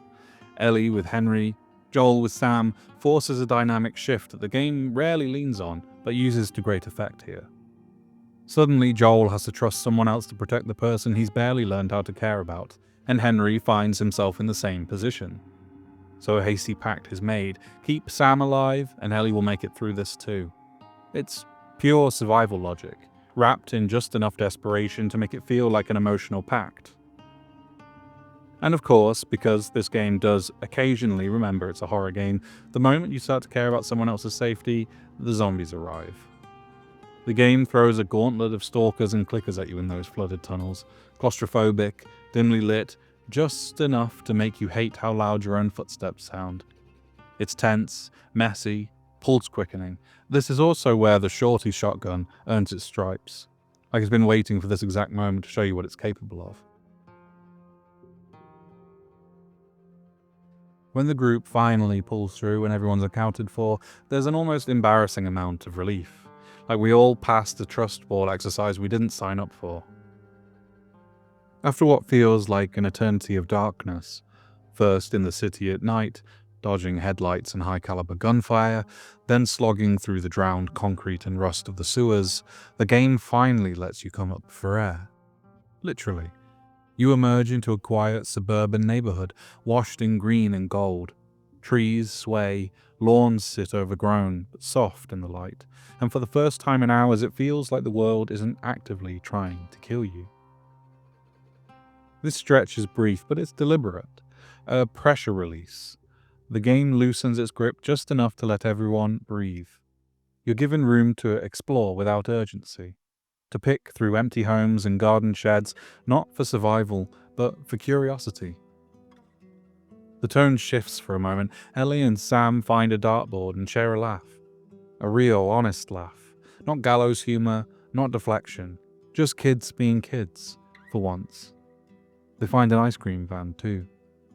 These are the parts I love, when the game slows down, not just to pad the runtime or scatter supplies, but to let the world and its people breathe. Here, scavenging doesn't feel like a chore or a pacing hiccup. It feels earned. It fits. The storytelling gives way to texture, to moments of ordinary life, clinging on in the margins. It's a lull in the violence, but more importantly, it's a glimpse at what's still worth saving. But it isn't long before we're thrown into one of the most memorable segments of Part 1. There's a lot of those, really, with the sniper sequence. The group are pinned behind an abandoned car in a suburban neighborhood, while the gunman attempts to pick them off from a second-story house at the end of the street. You can see the light from his scope giving away his position. You just need to get closer. Joel quickly volunteers to be the one to do it while Ellie protests until he makes it clear they'll still have a job to do. They'll be the sniper's target while Joel maneuvers through the collapsing houses on each side of the road ahead. It's maybe the most gamey the game ever gets in this chapter, and yet it works so well because of how tense and cinematic it feels. The solution isn't just shoot back, like it usually is. You have to flank, dodging gunfire, stealthing to take down stray hunters, and moving from cover to cover. At the base of the sniper's house, you hit a small ambush that's more annoying than dangerous, but time-consuming all the same. Every shot fired, every second wasted carries weight now because Henry, Sam and Ellie are still pinned down in the street, squarely in the sniper's line of fire. The pressure ratchets up as you clear the yard, breach the house and begin the slow, creaking ascent up the stairs, trying to move quietly enough to catch the sniper off guard. But of course, somehow he's waiting, behind the door, shiv in hand. It's a clumsy, scrappy fight. Quick, too. It's messy and desperate the way violence usually is in this game. You come out on top, but there's no time for a pause. Through the open bay window, your group starts sprinting through the street below, loud, exposed, and very much still in the line of fire. Now it's your turn to play sniper. The dynamic flips. Instead of being hunted, you become the hunter. The street you just crossed is now a corridor of vulnerability, and enemies filter in from every angle, ducking behind cars, darting between fences, occasionally making the tactical mistake of popping their heads up just long enough for you to introduce them to the business end of a bolt-action rifle. It's not a hard encounter, technically, even for someone as poor at shooters as I tend to be. But the rifle is generous, clean, lethal. A single shot turns a hunter into mist. Ammo is plentiful, but the enemies keep coming in waves, and your job is to cover your people, because if you don't, no one else will. So you settle into a rhythm. Spot, aim, squeeze the trigger. A crack of thunder from the barrel. Pull back the bolt, eject the shell, chamber another. The rifle kicks, the screen flashes, a red mist blooms where a head used to be.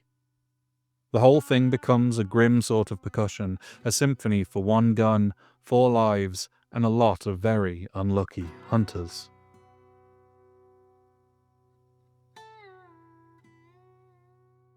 Just when you think you've succeeded, that APC begins barking quick flurries of high-caliber ammo, drawing closer every second. More hunters sweep in from both sides, you're becoming overwhelmed, and the racket of bullets piercing metal is sure to gain unwanted attention. To stop the vehicle, Joel has to wait to shoot down a Molotov-wielding madman who pops the hatch and ultimately sets the APC ablaze from within, including his comrades. It crashes into a nearby building. But the fight had been too loud, and they're swarmed by infected who knock all three of them to the ground. Joel shoots them off one by one, but was he fast enough? But the swarm of infected intensifies. Now you have a horde on your hands. It's impossible to take them all down, no matter how hard you try. The sniper is slow to load, and there's only so much you can do. So the only answer left to survive this is to find Henry, Sam, and Ellie and run, leaving the sniper behind.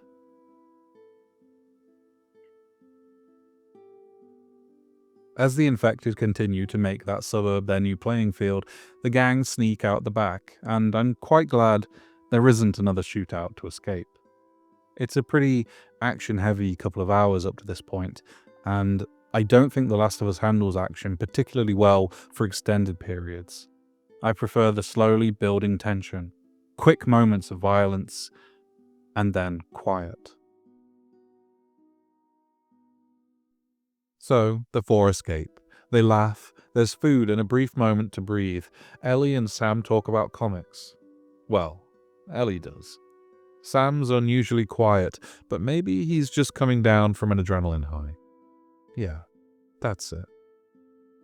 Joel and Henry talk like friends. For a moment you believe, maybe this could work. Maybe they'll stick together. Maybe there's still room for a found family in this broken world. But morning comes, and this illusion of peace shatters with a scream. Sam's been bitten. He hid it. He turns. Henry has to kill him. It's a harrowing few moments. Almost reflexively, he understands the weight of what he's done, and Henry fires the gun one last time. The scene happens fast, almost too fast to register fully. It doesn't linger, but it leaves a crater. I don't think I've ever been so grateful for a game to cut to black.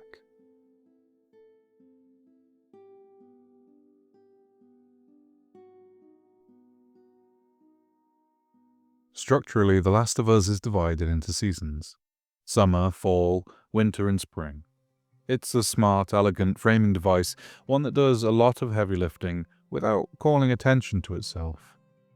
For one, it gives the journey a tangible sense of time. This isn't just a road trip through zombie country, it's a year-long trek across a ruined continent, where geography and climate both matter. Ellie and Joel don't just change locations, they survive floods, snow, starvation, ambushes, cannibals, clickers, and scavengers.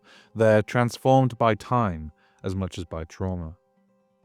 The seasons also give the player, me and you, something precious in a game this bleak: visual variety.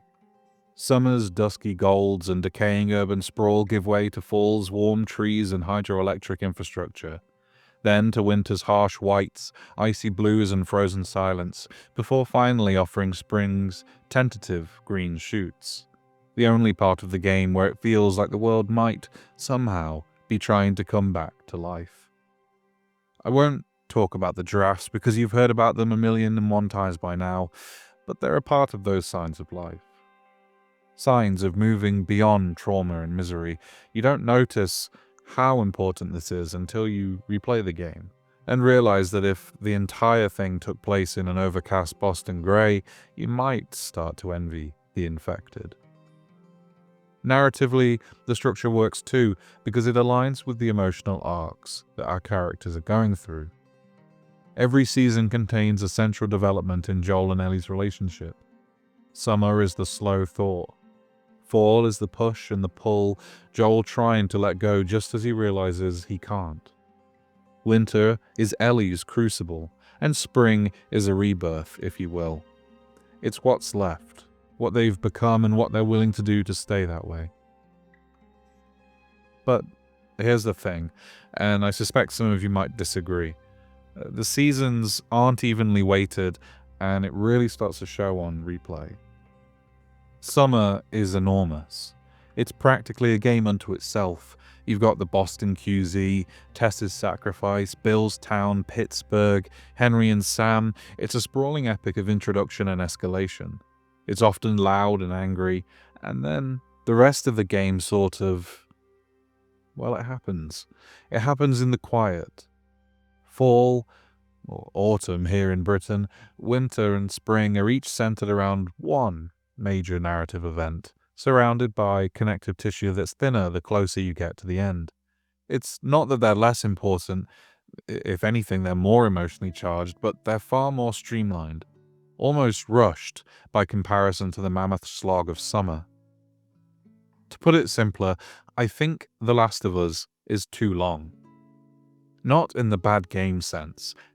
Clearly I like it enough to be devoting several thousand words and at least one, or maybe a couple, unnecessarily overwrought metaphors to it, but in the why am I checking how many chapters are left during the climax sense. It's not that I want less game for my money, necessarily, but I do want better momentum. I want the game to know when it's said what it needs to say, and I think The Last of Us, the series, really struggles with this. I think the problem gets even worse in part 2, and we'll get there. And hey, I know, glass houses and all that. I have huge problems with these videos, knowing when I've said enough. But hey, I don't have a budget of hundreds of millions of dollars. I have my insomnia-granted free time to try and make this work. There's a kind of fatigue that sets in, not from the difficulty or the combat, but from the sheer emotional density of it all. These games are exhausting. They're supposed to be. But there's a difference between an emotional heaviness that enriches a story and being so drained that it makes you check out of it. And when the pacing falters, even the strongest emotional beats can hit a little softer than they should. Not because they're poorly written, but because you're tired of waiting for the next scene to hit. And that's why I'm relieved when The Last of Us ends. Not because I want off the ride, but because it was intense and human and often beautiful, but maybe could have wrapped up a few stops earlier.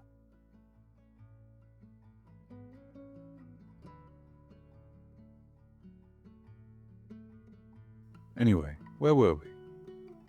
Oh yeah, by the time fall rolls around, Joel and Ellie are not quite a well-oiled machine, but certainly a functioning partnership.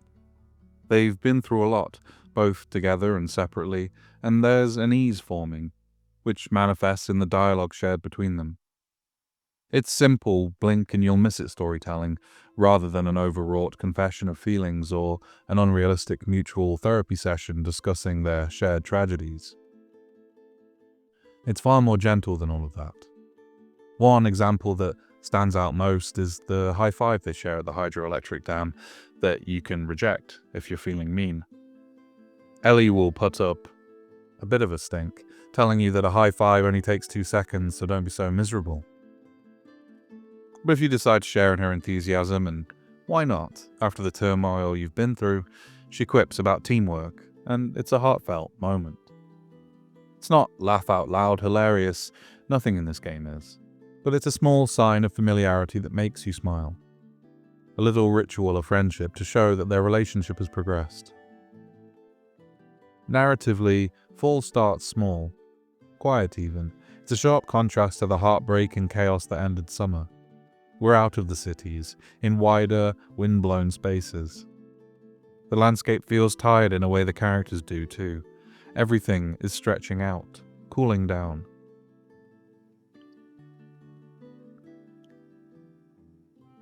Okay, tiny aside, and I acknowledge up front that this might be the single most insignificant criticism of The Last of Us you've ever heard, possibly in your entire life, but I can't let it go. At the start of the fall sequence, just up the path toward the hydroelectric dam, Joel stumbles across a crashed police car. Not that unusual. What is unusual is what's lying nearby. A shiny new hand cannon, complete with scope and a little in-game pop-up letting you know that you've acquired El Diablo. Now, The Last of Us is a game that trades pretty heavily on realism, both narratively and mechanically. Guns, like everything else in this world, are described with the same grim utilitarianism that characters apply to food, tools, or the likelihood of survival. You've got your pump-action shotgun, your 9mm pistol, your hunting rifle. These are not weapons with personalities, they're just what they are. Desperate instruments in a world where nothing has names anymore. And then there's El Diablo. El Diablo? Who named this thing? Did Joel, a man whose emotional range maxes out somewhere around gruff size, suddenly get whimsical? Did he squat beside the wreckage, pick up this comically overpowered hand cannon and whisper, "Yeah, you're El Diablo now"? It just doesn't track. And sure, it's a great gun. Don't get me wrong, it's immensely satisfying to use with a thunderous crack that basically deletes whoever's on the other end of it. But the name stands out like a black sheep in a blizzard. Maybe it's just me. Maybe no one else has ever questioned this, but once you notice it, you kind of can't stop wondering what other guns Joel has privately nicknamed. Is the hunting rifle actually called Old Yeller? Does he secretly call the flamethrower Hot Stuff? The mystery remains. Anyway, there you go. There's a little insight into the odd inner workings of my mind. Let's move swiftly on, so we get to the hydroelectric dam, and a new kind of tension sets in. Tommy, Joel's younger brother, is alive and well, and more than that, he's thriving. He's got a community, a partner, a town with working electricity and something resembling peace. Joel hasn't seen him in years. The whole reason Joel's out here, the whole reason he's fought as hard as he has, is to get here. The last time we saw Tommy was in the game's prologue, as the world was ending around them. Joel thought he was in trouble. Now that he's found him, we find a man who's relatively clean-shaven, settled, and casually turning the lights back on in post-apocalyptic Wyoming. The reunion, as you'd expect, is frosty.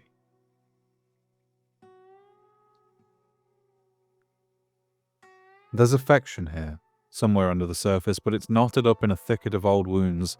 Joel is the older brother, the protector, the guy who always had to carry the weight, who presumably made the hard choices when there were hard choices to be made.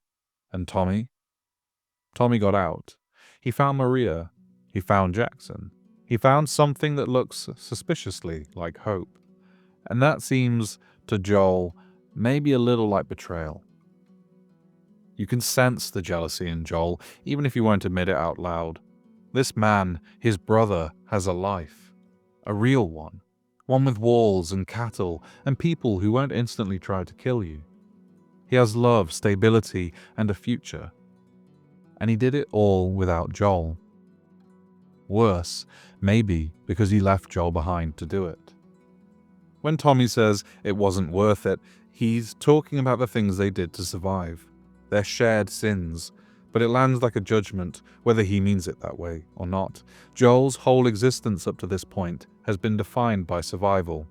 If it wasn't worth it, then what was? Of course, it wouldn't be a Last of Us chapter without a shootout that feels like it wandered in from a different draft of the script.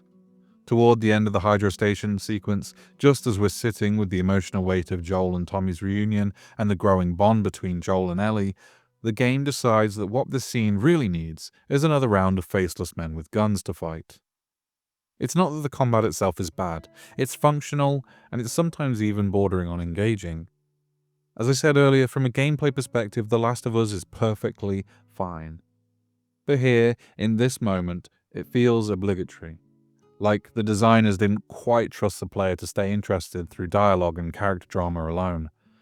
There's this persistent undercurrent in both Last of Us games where the developers seem slightly afraid of silence, of stillness, of moments where the gun isn't the primary storytelling device. And yet, those are the moments where the game really sings. This particular firefight at the dam adds nothing to the game, and it takes away just enough to be noticeable. It doesn't escalate the stakes, it doesn't tie into the story, it just happens. You'll survive it, sure. El Diablo will get a chance to bellow, but you won't remember it. And worse, it slows the pacing of a chapter that was already doing the real work of character development and adding emotional texture. Sometimes, less is more. This was one of those times. And it really gets me wondering. I really wonder what the idea for these shooting gallery style sequences is.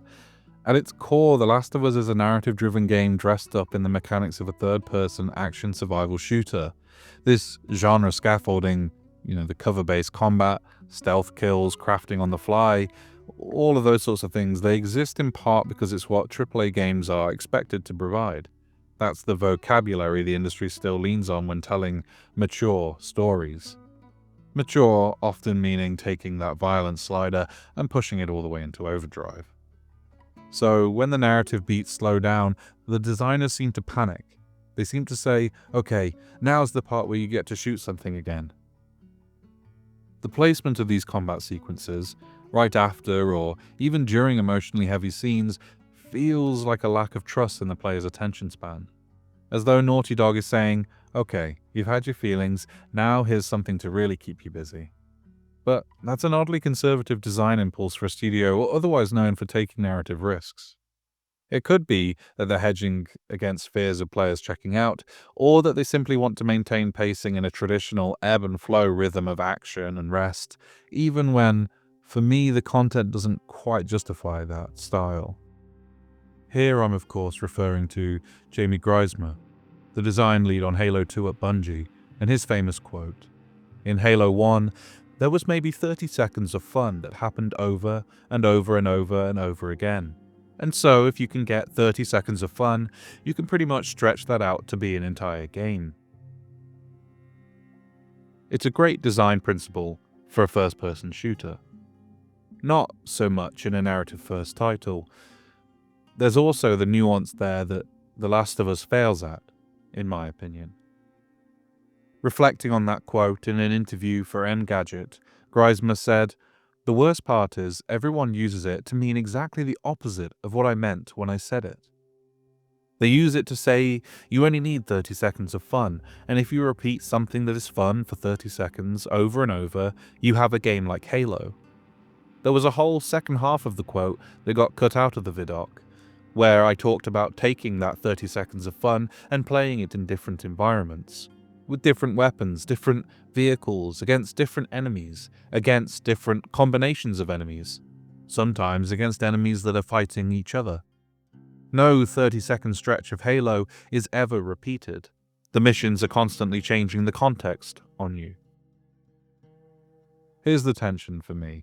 The emotional backbone of The Last of Us is quiet, reflective and slow burning, and the combat system, while viscerally violent, isn't especially complex or gratifying in the way that a traditional combat-driven game it should be.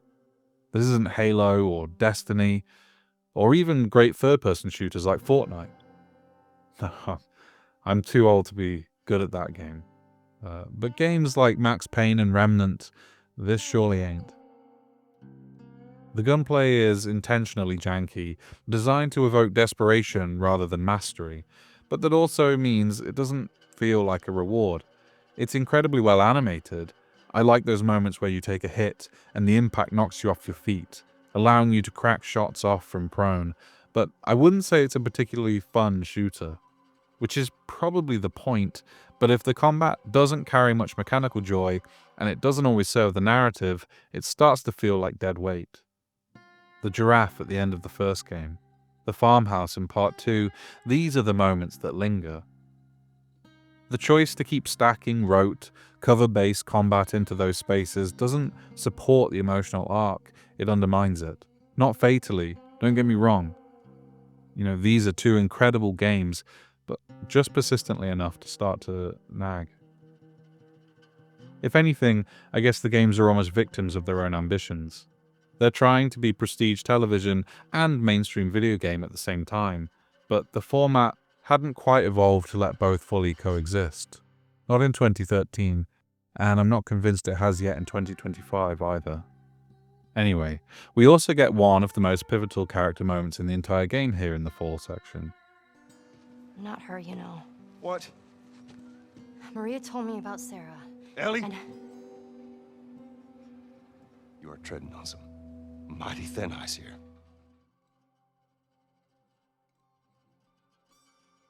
The firefight ends, as they always do, with silence. Not peace exactly, just the kind of stillness that follows when everyone who was shooting at you is either dead or reconsidering their life choices. Spent casings litter the floor like confetti. Joel and Tommy are still standing, no words, no nod of reconciliation, just the unspoken understanding that, for now, the argument is over.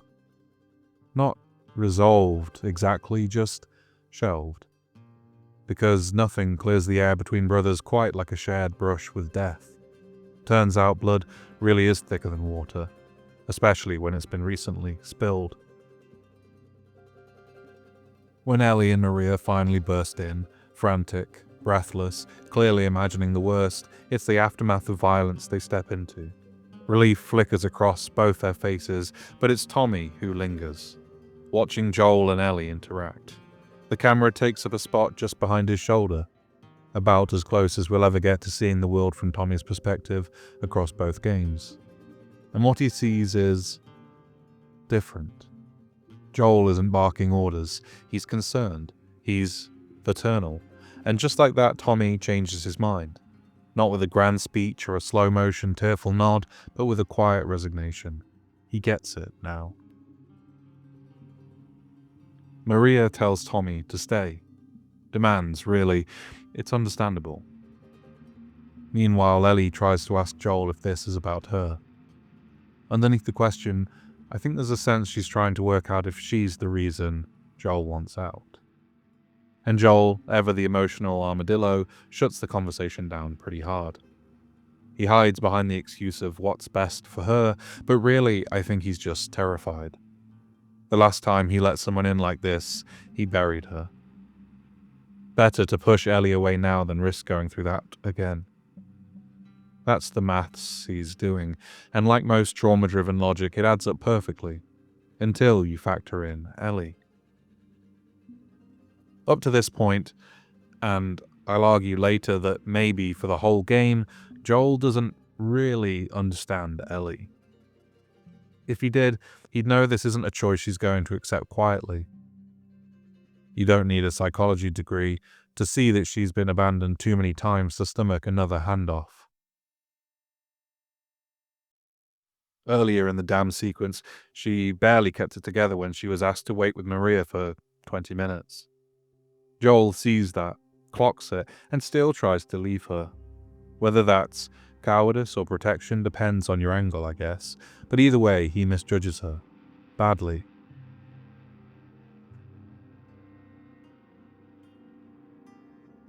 Ellie's protests derive from the deepest part of her. Her greatest insecurities, most painful memories, the visceral loss of Riley, Marlene handing her off, the memory void that is her unknown parents. And yet, even that moment of emotional vulnerability has to wait. First, we follow the trail of her horse. She's run off, so we worry, we fight. Again. We're kept at a distance, and mechanically speaking, I quite like that separation. It mirrors Joel's own panic. For the first time, the idea of losing her isn't just a concept, it's happened. That's what finally shakes something loose in Joel. And the player, not her words, not Tommy's advice, just the raw fear of being too late. At the Hidden Pines Corral, a dilapidated ranch house, Ellie sits, reading a diary, heartbroken. Joel doesn't attempt a discussion, treating her very much like a misbehaving teenager, acting parental, but it's clear he's out of practice. She holds her own. She doesn't shy away from making her case to continue on together. The relationship they've tentatively built takes a vicious hit, her trust in him failing. There's no good reason why Joel can't take her to the Fireflies, and she can see that. He doubles down, delivering one of the most cutting lines in the entire game. You're not my daughter. And I sure as hell ain't your dad. And we are going our separate ways. But instead of letting the moment land, the game, of course, inserts yet another firefight. Because we're not allowed to sit with emotions for too long. So, as I'm sitting there, mid-ugly cry, reeling from the emotional whiplash, Naughty Dog hands me a shotgun. It's almost funny. Almost. Look, it makes a certain thematic sense. Joel doesn't really do emotional vulnerability all too often. He does damage control. But even so. Eventually the dust settles. Joel, Ellie, and Tommy ride back to Jackson. All the things they aren't saying crammed into the silence. The camera gives them space. A quiet piece of music plays. The rage in Joel softens during that ride into something resembling clarity. He still doesn't apologize because that would be too easy, too unlike him. But he makes a choice. Not out of guilt, not because of obligation, because he wants to. That's the real, final pivot point for the game, I think. Not a firefight, not an argument. This quiet decision to care when he could have walked away. It's not just a change of heart, it's a change of life. He's choosing to feel again, to let someone matter, to let himself matter, not just to survive, to live. When Ellie climbs onto the horse, she doesn't smile, she doesn't hug, she just accepts it. Again, the acting and animation shine here. We can see how relieved and pleased and grateful she is. Her trust isn't restored, not completely, but she's willing to meet him halfway. In this one moment of no return, he's opting to forge their bond rather than to lose it. And that'll make it unbreakable. It's no wonder after this rapid whirlwind of a roller coaster has played out that Joel becomes prepared to do the unthinkable. It's him and Ellie, no matter what. Adios, little brother.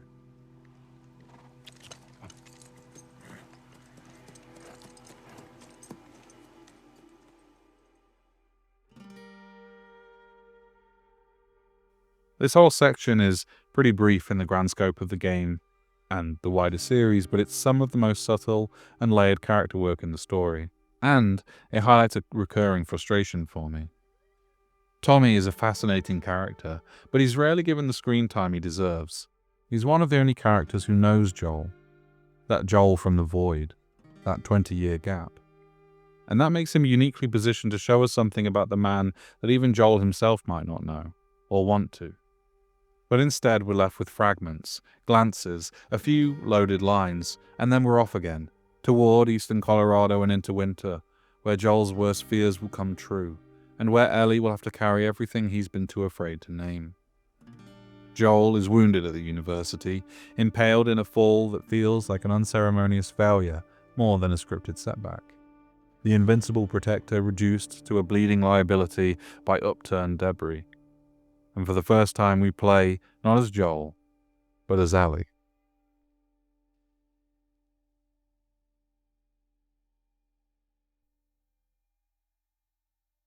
Winter is often remembered as the emotional centerpiece of The Last of Us, and with good reason. It's a full season in every sense. Ellie has grown, she's capable now, she hunts, kills, survives. But she's still a kid, and David, the quietly predatory villain of the sequence, knows that. His offer of safety is laced with threat, his affable tone thinly masking cruelty and calculation. He's one of the most harrowing parts of the game, not because of any game mechanic, but because we know how it feels to be alone and in danger, to be underestimated and overpowered.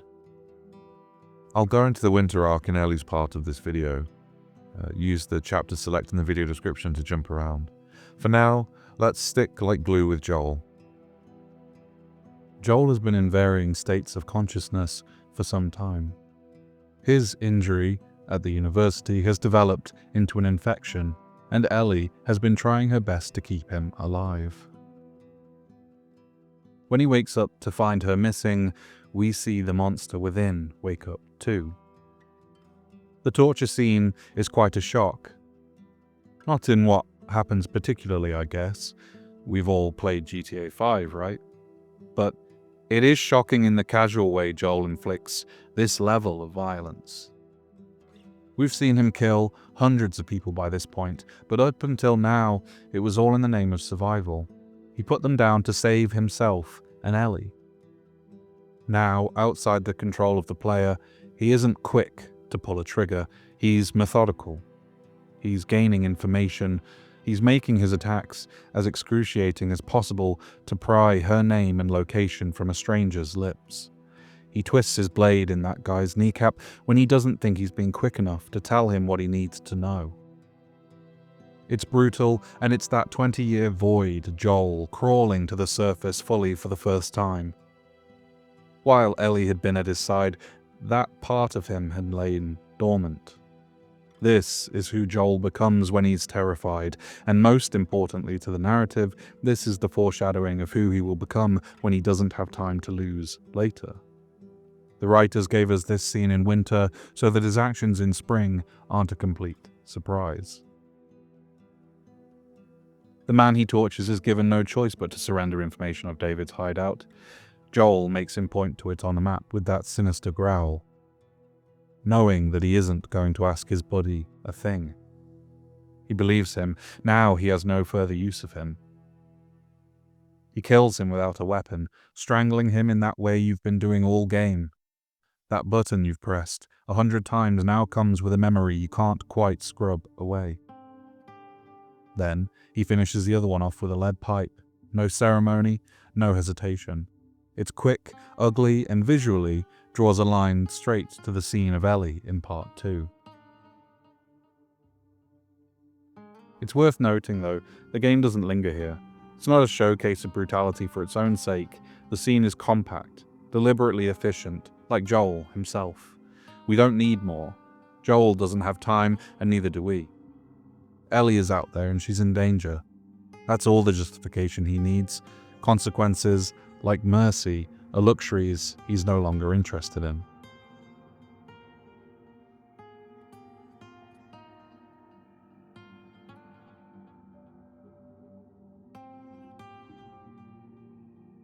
Regardless, he's too late. Ellie saves herself, not cleanly, not without trauma, but she survived. And not because of Joel, simply by sheer will and a determination to live.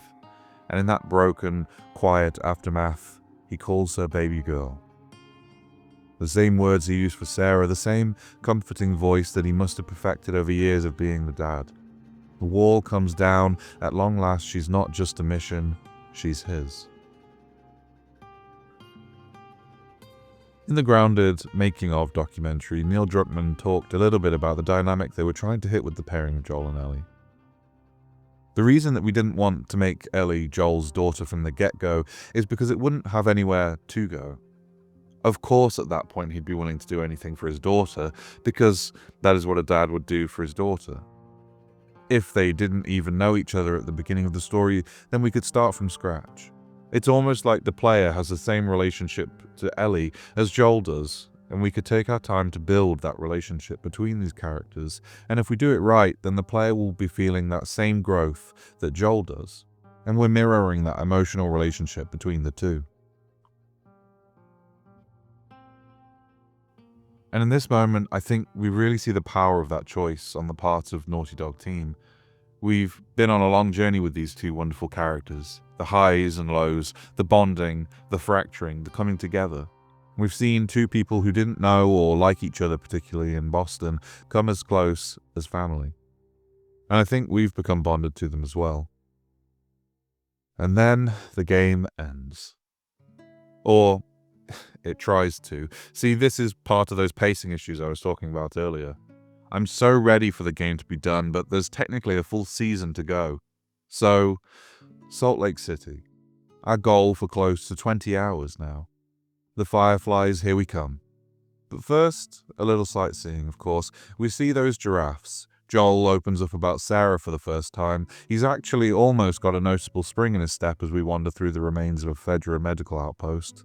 And we have to fight one of the most tedious gauntlets of all the game's main enemy types, through a collapsed underpass to earn our ending.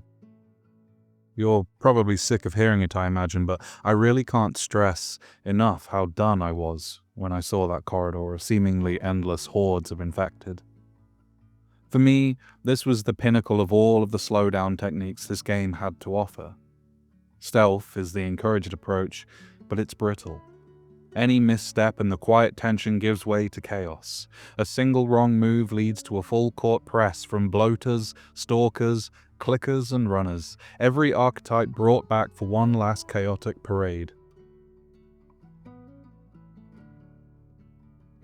It feels like the mechanical equivalent of a farewell party you didn't ask for. And while I recognize that my own slip-ups were the reason stealth didn't hold, I still can't help but feel that the sequence is designed to break something, if only my own sanity. It's the last time the game will throw the Cordyceps zombies at us. Where the hospital will be our final fight with human enemies, mechanically, I understand it. I understand the impulse. I simply don't enjoy it by this late stage of the game. The segment climaxes in another tunnel. Rapids cut through the concrete ruins like veins, and Joel and Ellie scramble across a patchwork of ventilation ducts, pipes, and upturned vehicles. A walkway collapses beneath him, and Joel plummets into the skeletal husk of a bus being swallowed by the current. Joel is slammed into metal and glass, pinned by the sheer force of tons and tons of water. Ellie tries to save him, but she's just a kid in a storm.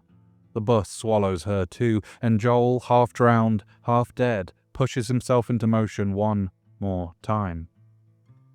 He pries her from the current and drags her to the shoreline. She's not breathing. He starts CPR, and suddenly we're back at the beginning of everything. A man cradling a dying girl, desperate to hold the world together with his bare hands. And just when we might believe this is the moment it happens again, that Joel is about to fail again, the screen cuts to black. There's no breath, no resolution, only the dull thud of a rifle butt against his skull. The Fireflies have found them, not with a welcome, just an ambush. A strike to the head, and silence. Quick aside here, because you've probably noticed I haven't talked much about Marlene. That's not an oversight, well, maybe it is, but I think it's a structural consequence of how the story is told. The Last of Us is Joel's story, filtered entirely through Joel's perspective, and because of that, Marlene, despite her importance, ends up at the margins. But as we reach the hospital, I think it's worth stepping back and giving her the attention she's owed. Marlene has been through hell to get here. Though the game doesn't linger on the details, you catch it in the wariness of her voice, the casualties she doesn't name, the sheer disbelief that Joel and Ellie made it to Salt Lake City on their own. They wash up on the Fireflies' doorstep, half dead, and somehow it all just works out. The girl survives, the immune patient arrives, and the procedure, whatever it is, can finally begin. As Marlene says, maybe it was meant to be. Relief that the impossible might actually happen. She tries to level with Joel. She appeals to his sense of reason, to the enormity of what's at stake. She even tells him that she promised Ellie's mother, her friend, that she'd protect her. And in the same breath, she admits that promise isn't enough. That some lives are bigger than others, that Ellie's life, as singular and precious as it is, doesn't outweigh the world. And maybe she's right. From a certain point of view, her argument holds, but The Last of Us is not a game about utilitarianism. It's not the trolley problem. It's a game about people, and Joel is not a reasonable man. Marlene misjudges that. Maybe she thinks Joel is too tired to resist. Maybe she thinks he understands the stakes. She has him escorted out rather than locked away. She doesn't treat him like a threat, which, considering everything we've seen, is either a rare moment of mercy or a fatal lapse in judgment. And just before he's taken away, she tells him, "Don't waste this gift." Which is chilling in hindsight because, of course, he does. And the symmetry here is hard to miss too. We'll hear almost the same words again in part 2 from someone else who loses everything at the feet of Joel's idea of love. And just like Abby's crew, the Fireflies station at the hospital didn't stand a chance against one person's idea of justice.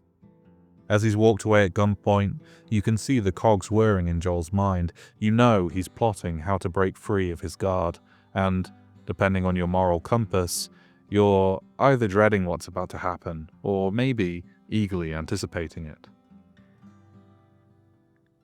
On paper, Marlene fits the archetype of a revolutionary hero. She leads the resistance. She fights the fascist regime of Fedra. She tries to pull people out of a life of curfews and concrete, checkpoints and ration cards. In another game, maybe in another medium, she's the protagonist. But The Last of Us isn't her story, and because our eyes are locked to Joel's for the entire journey, she remains mostly out of reach. Significant, but underexplored. Which is, narratively speaking, for me at least, a little frustrating. Maybe it's not a flaw necessarily, but because it feels like we're missing out on a perspective that would make the whole picture richer. I guess that's the trade-off games often make. They put us fully inside one character's mind, give us tactile control over their decisions and movement, and in doing so, naturally shrink our field of view. We don't get a dossier on Marlene's background. We don't know how she rose through the ranks of the Fireflies or what it cost her to get to this point. We only get fragments. She's tired, she's grieving, she's desperate. And, in the end, she put her trust in the wrong person. Imagine her, post-hospital admission, thinking everything is going to work out, getting that call over the radio. The one where something's gone wrong. Imagine her hearing the gunshots echo down the hallway and knowing almost instantly what they mean. That the man you just spared has decided your mercy was a mistake. That the last of your people, the surgeons, the guards, the believers, are falling one by one. Still, she tries to reason with him one last time, out there in the hospital car park. She makes the argument Joel doesn't want to hear. Ellie is going to die someday, and in this world, it won't be gentle. It never is, so why not let it mean something? Why not give her death a purpose? A kind of mercy the rest of them never get.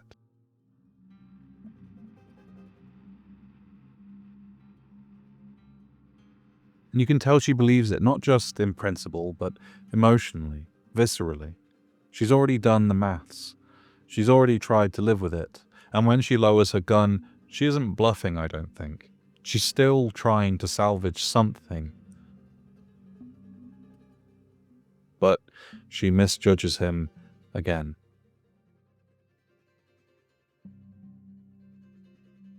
Joel shoots her without hesitation. Marlene, like the Fireflies she led, was built on the idea of sacrificing for the greater good. Joel, by contrast, is done with sacrifice. And just like that, Marlene vanishes from the narrative. No funeral, no flashbacks, no fallout really. The Last of Us Part 2 barely mentions her. The Fireflies splinter and scatter. Her cause endures in fragments. But her legacy doesn't. Joel's does. Marlene believed in saving the world. Joel believed in saving one girl. And when she wakes up, he lies. He tells Ellie that there were other immune people, that the doctors gave up, that none of it mattered. He lies because he wants to protect her, not just from the Fireflies, but from the truth. The truth that she was willing to die to save others, and that he stole that choice from her. He lies because he knows he'll lose her if she finds out. So, we've come to that part of this essay that I assume is probably going to be the most divisive, whether Joel was right to do what he did. He believes he was right, not in some objective moral sense, but because she's still alive. That's all he needs. That's all he has. You can hear it in his voice in that last scene. It's the voice of a man who knows the weight of his decision. He doesn't feel bad or sorry. He can't. And would do it again. He'll reaffirm it several times. To Tommy at the start of part 2, and in 2 separate flashbacks with Ellie. First, when she finds out what happened, and later, on a quiet evening, on a quiet porch in Jackson. This is a question I've thought about countless times. I've let it linger up until now. But really, that question misses the point, doesn't it? Was Joel right?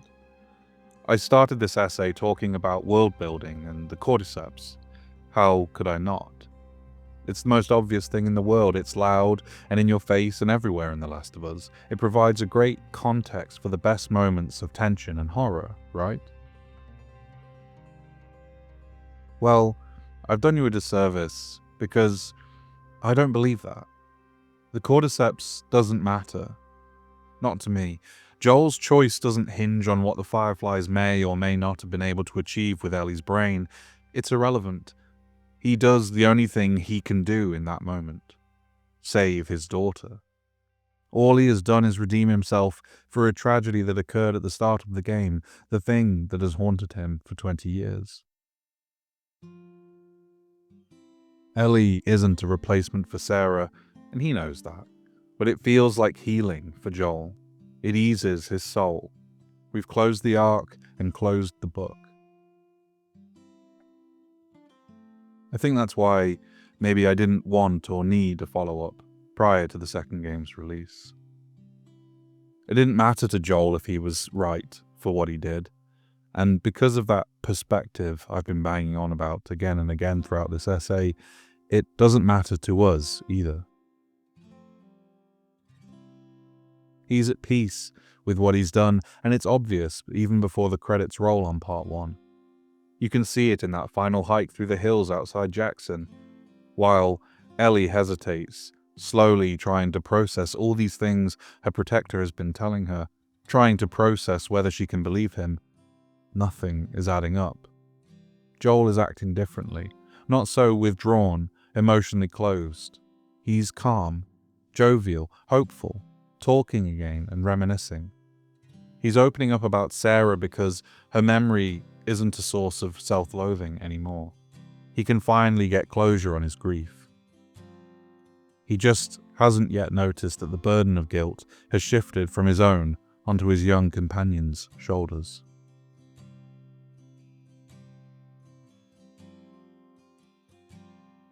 I think it's crucial to point out here that we never play as Joel again in part 1.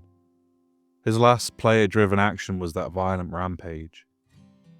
We get a brief sequence with him at the beginning of part 2, a sort of regrounding for that game, a welcome back as it were, but that's it.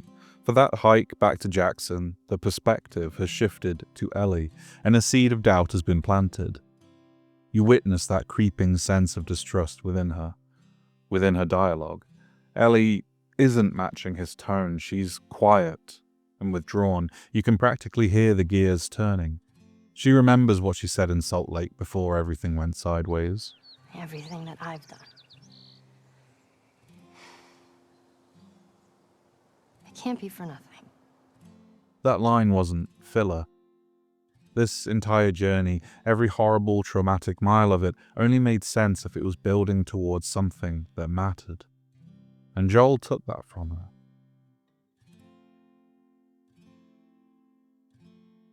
Ellie isn't naive anymore. If she ever was, that version of her was buried somewhere between Boston and Salt Lake. She's changed. She's endured. And as she looks at Joel in those final moments, really looks at him, there's something quietly devastating in the way she says, okay. Okay. It's not an agreement, it's a pause. It's a tired resignation. a temporary truce between truth and denial, a temporary peace between two people who have been through hell together, but are now carrying forward very different versions of the same story.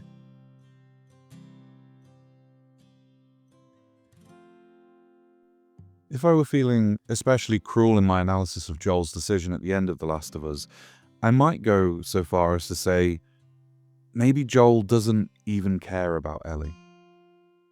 Now, before you reach for the pitchforks or draft your 1,000-word rebuttal in the comments section, let me explain. Joel obviously cares deeply.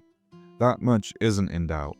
But I'd argue that what he cares about specifically is not necessarily Ellie the person in all her complexity and agency, but the idea of Ellie, for what she stands for to Joel, the space she fills, a version of her that lives inside his own need for purpose, for a second chance. We've just spent 20 or so hours watching Joel become increasingly violent, increasingly feral in his efforts to protect her. He'll kill for her. He'll torture for her. He'll slaughter a building full of well-armed revolutionaries without blinking. Consequences be damned. But when it really matters, when the moment arrives where her agency should be at its highest, he makes the decision for her. Not because he asked, or because she consented, or even because he weighed the moral calculus and landed on a clear answer. He made that choice because he just couldn't lose again. The Fireflies mishandled the situation too, opting for a non-consensual brain surgery instead of, say, a conversation. Because they couldn't risk Ellie saying no. They took away her ability to choose entirely.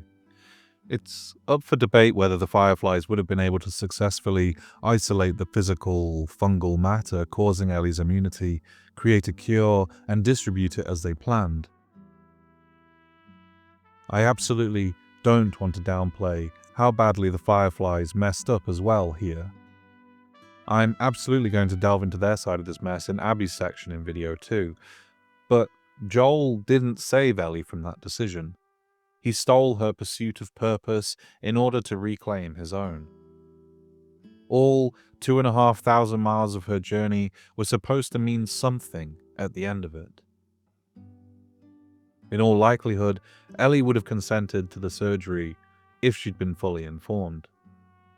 By surrendering herself, she would be cured of her survivor's guilt that began with Riley, maybe even the parents she never knew, and developed through time to include Sam and Henry, the men she herself had to kill, and every single person who had to die to get her to that hospital. Joel saving her only worsened that guilt because 20 or more new names were added to her list, and she didn't even know them. And this is why perspective is so important to this story. We side with Joel at this moment because we are him, for all intents and purposes. We understand him, and the actions he takes, no matter how violent, are within his character and considered reasonable, based on where we've come from and what it's taken to get here. Based on what we're due to lose if this violent act doesn't happen.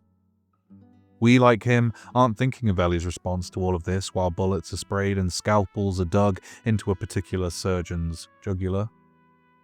We only begin to consider it when we're in that car with her. When it's quiet and it's done. That final shift to Ellie, brief as it is, matters, I think. I mentioned earlier that it was crucial, but didn't explain why. Well, it isn't just a narrative baton pass or a simple gameplay flourish. I think it's the game quietly telling us that Joel's perspective, which we've been inhabiting so completely, is not the only one that matters. It's an invitation, gentle but firm, to begin stepping outside of that narrow view, to breathe differently for a moment, to consider. The transition is subtle, almost unassuming. It might not even register for you. It certainly didn't for me the first time I played. But it carries weight. We're no longer looking through the eyes of the man who's made the choices, we're now walking in the shoes of the one who will live with them. It's not a long section, it's not heavy-handed, but it's enough space to allow a quiet unease to settle in. Enough room to start asking questions, even if we don't yet have the language for them. Maybe on its own, in isolation, it doesn't hit quite as hard as it wants to. I'm not sure that it does, really. The moment is delicate. It risks being passed over, especially on a first playthrough when the momentum of the finale is still carrying us forward. But with the hindsight of Part 2, it becomes retroactively essential. A kind of emotional primer, because Part 2 doesn't just show us the aftermath, it demands that we sit with it. And that's where the game ends. Not with closure, but with ambiguity. With a lie, with love, with something painfully human. Something so bittersweet and real. What are you doing, kiddo? I remember when The Last of Us Part 2 was initially announced, I audibly groaned. The Last of Us ends in such a perfectly messy place, a perfect ellipsis. I thought, I don't need any more. And hey, I was wrong, because I love what Part 2 does, and we'll definitely get there, but still, that first perfect ending resonates. Every last one of them. So anyway, finally, after too long, the question. Who is Joel Miller? It's something Troy Baker, Joel's actor, talked about in the Grande documentary. We've seen the role of the anti-hero change, especially within the last 3 to 5 years, from the thick-necked mercenary. For this story, we needed something new. And man, they delivered something new. Joel Miller is not a hero. I don't even really think he's an anti-hero. As I said in Chapter 1, The Last of Us doesn't have heroes and villains, it has people. Joel is just a man who lost everything and then found something worth holding on to. He's done terrible things he doesn't flinch at, things he probably doesn't regret.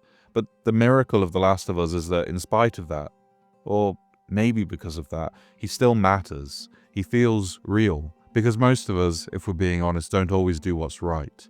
We do what we can live with.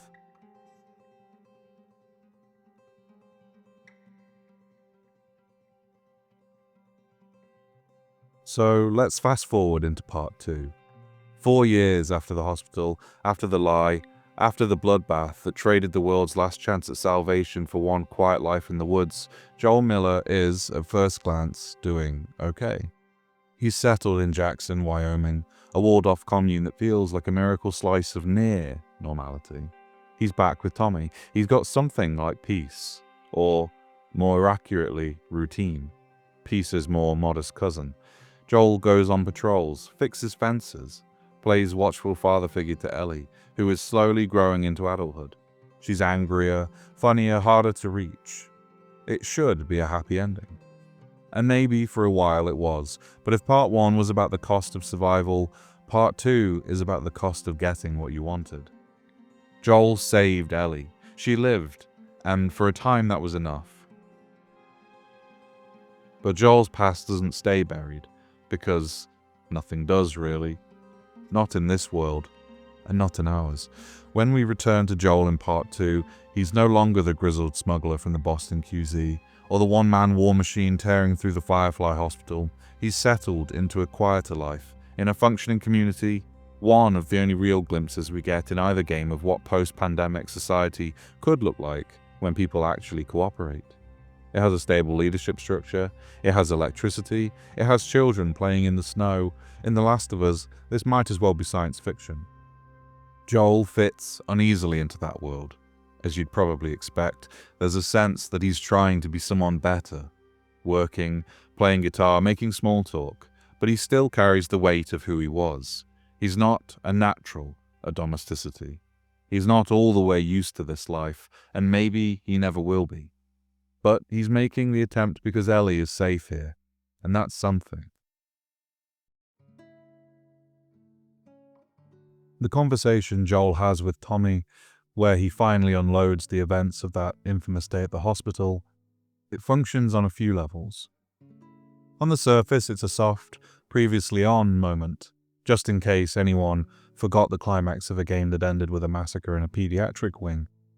But beyond catching up the audience, it's doing something more deliberate, re-establishing who Joel is, what's following him. The scene is brilliant in its restraint. Joel sits quietly, polishing his guitar with the kind of gentle attention one usually reserves for newborns or old dogs, while the cutscene cuts to the blood-smeared hallways of St. Mary's like a PTSD flashbang. It's a tonal whiplash that reminds us that beneath the surface of domestic normalcy in Jackson, there's still a body count, and Joel is still carrying it. What's more compelling to consider, though, I think, is the timing. Why now? Why tell Tommy 4 years later? Presumably, Joel hasn't told anyone else.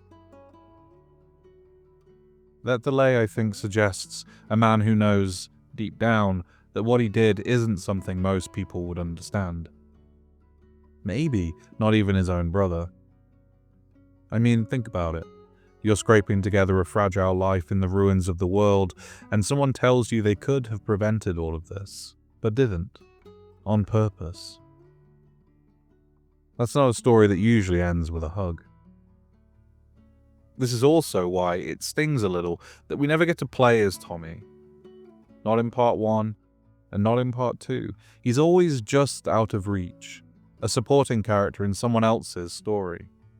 And yet, after Joel's death, he becomes a driving narrative force, propelling Ellie and the story forward. He's enacting revenge in Joel's name. We'll be following his bloody boot prints in Seattle. But the narrative doesn't grant him much interiority. We're strapped to Ellie the whole time, and Tommy, despite driving many of the game's events, gets nothing. This brings me to a broader criticism of the game's treatment of its supporting cast. There are characters with compelling perspectives. Tommy, as I've said, Marlene, Henry, Sam, even the assorted faceless goons who exist mostly to be eliminated in a variety of grim, handcrafted animations and overlong combat scenarios. But they're only ever sketched in. The game isn't uninterested in them exactly, but it's telling that it doesn't give them space to exist outside of Joel and Ellie's orbit. They're narrative satellites, pulled into gravity wells they didn't choose and then burned up in atmospheric re-entry. That lack of perspective affects how we interact with the game's world. It's hard to reflect on what Joel cost the world when we've only ever seen it from inside his skull. When we've been on both the giving and receiving end of extreme violence, the world doesn't come across as one worth saving. The ending wants to be morally murky, a choice worth debating, but with only one voice in the room, it ends up sounding more like a monologue than a conversation. Let me try and take one final stab at trying to nail a critique that's been bugging me. So, I've already belabored the point that The Last of Us locks us firmly to the back of Joel's head for most of its runtime, and the view from there is, unsurprisingly, limited. The first game gestures at moral ambiguity, maybe even wants us to sit with the weight of Joel's choices, to feel the ambiguity gnaw at us. I even said as much a couple minutes ago, right? But it's hard to genuinely question the ethics of a man when we've spent 20 hours climbing, crouching, stabbing and surviving exclusively through his eyes. Moral greyness is tough to manufacture when we are not just aligned with Joel, we are him.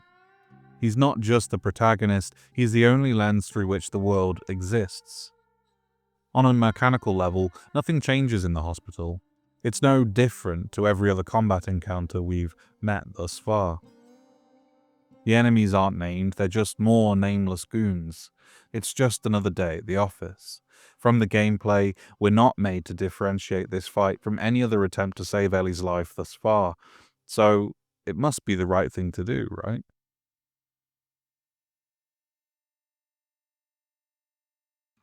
When Joel makes the decision, the one the whole game is orbiting around, I don't think it feels ambiguous. Not really. It feels inevitable. Of course he did what he did. We did it too. And when he pays for it later, we watch from a distance, as if watching a version of ourselves being punished for something we were never really given the option not to do. That's the entire project of his story, in a sense. Not that love conquers evil. That's too clean, and this game is anything but clean, but that love motivates and justifies violence when the perspective is narrow enough.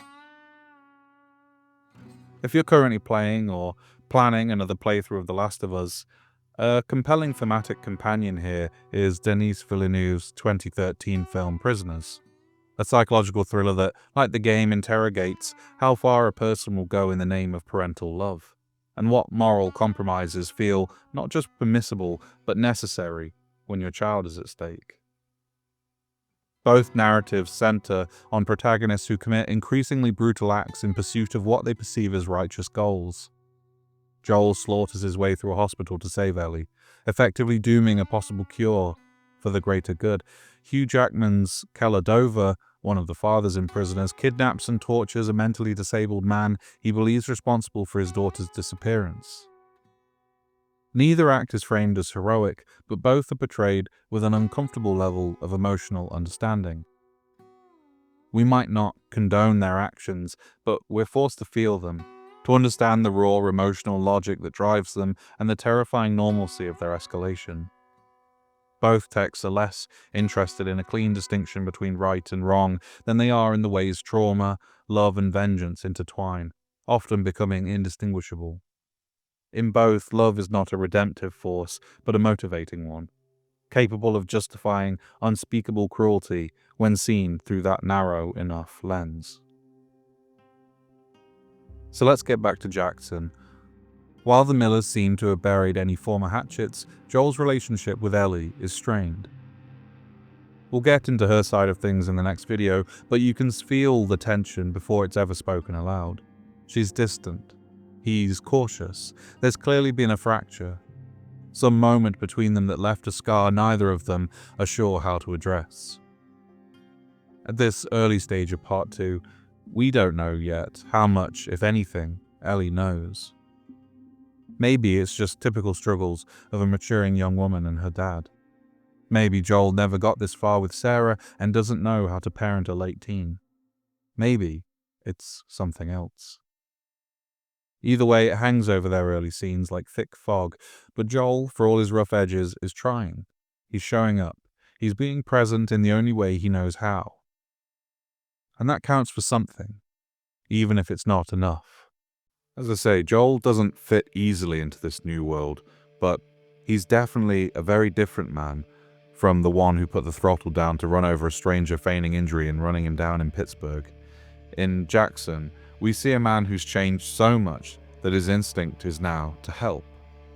A stranger appears in need on the outskirts of town, and Joel, without hesitation, rides out to assist. He gives her shelter. He tells her his name. He offers her trust.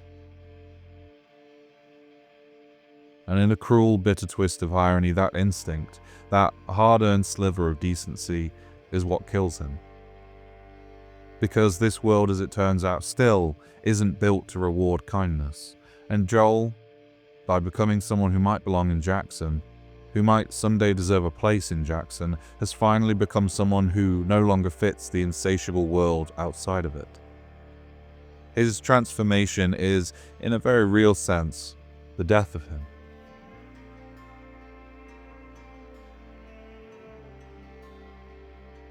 Joel's murder so early in Part 2 is shocking, not just because it's brutal, but because of how mundane it feels. He dies the way real people die. I don't mean in the specifics of the golf club, but in how it's sudden, horrible, and with no time to say goodbye. It's not staged with drama or glory. There's no slow fade out, no final monologue. Just a burst of violence in a ski lodge in Wyoming, and then it's done. If you can, try to step back from the grief, from the emotional wreckage of the moment, and try to observe the scene with some distance. Abby kills Joel with a kind of brutal symmetry, delivering the same raw, uncompromising violence he has enacted on others countless times. If there's a moral ledger running in the background of this world, then perhaps this is it balancing itself out. It's a hard thing to say, especially after we've spent so much time with him, after we've learned to see his violence as protective, as necessary, maybe even somehow redemptive. But Joel was never going to die peacefully. Not in this world, and not with his history. A quiet death in a bed surrounded by people who love him, I think it would have felt dishonest. A narrative indulgence. This world isn't kind like that, and during his life, Joel had raised his odds by adding his name too many times into the proverbial reaping bowl. That kind of life doesn't taper off into calm, it ends in blood. Abby, the woman who kills him, is a character Joel narratively made. She is the daughter of the surgeon he murdered, who would have murdered Ellie. And Abby's story, like Ellie's, is about learning how to live in the crater that Joel left behind. Joel meets her in the mountains, not because fate is cruel, but because this was always coming. Whether it was her, or someone else, or something else, his past was never buried deep enough to stay there. Maybe it wasn't about justice. Maybe it wasn't even about revenge. Maybe he was just out of time. And in that moment, Ellie's voice breaking in the background, pleading for it to stop, it becomes our own voice. We beg the story to show mercy. But as I say, the world of The Last of Us isn't shaped by mercy. Joel's death is painful, yes, but it also feels like the logical endpoint of the life he chose to live. And it's absolutely the consequence of what he did at the hospital. Because while, as I say, Joel made peace with his choices, the world didn't. That doesn't make Abby a villain, just as Joel wasn't one either. It's different sides of the same coin, the same event, different perspectives. So, what does Joel's death mean? Well, it's not punishment. I don't think The Last of Us, or I guess the writers more specifically, I don't think it believes in cosmic justice. It's not poetic or fair, it's just inevitable. You kill enough people, eventually one of them is someone else's whole world. And when that someone comes for you, they won't care about your reasons. They won't care why you did what you did. But that doesn't make them a villain, just as Joel wasn't one either. It's different sides of the same coin, the same event, different perspectives. What's fascinating about part 2 is how it doesn't let Joel fade away. He's not gone, he's echoing. Through flashbacks, through guitar breaks, through trauma, Ellie's grief is volcanic and her memories of Joel are the aftershocks. We see moments from the years between the games. Joel taking her to a museum. Joel trying to explain his reasoning for what he did. Joel struggling to hold on to the fraying threads of their relationship. And in those moments, his complexity crystallizes. He knows what he did, and he knows that one day Ellie will hate him for it, but he's perfectly at ease with who he is, who this world has made. One of the most painful scenes in the game is also one of the quietest. And as cliched and as obvious as it is, my personal favorite. On a porch, just a few hours before it's all taken away. It's not marked by grand revelation or a final tearful embrace. It's just a conversation. Uneven, tentative, and painfully human.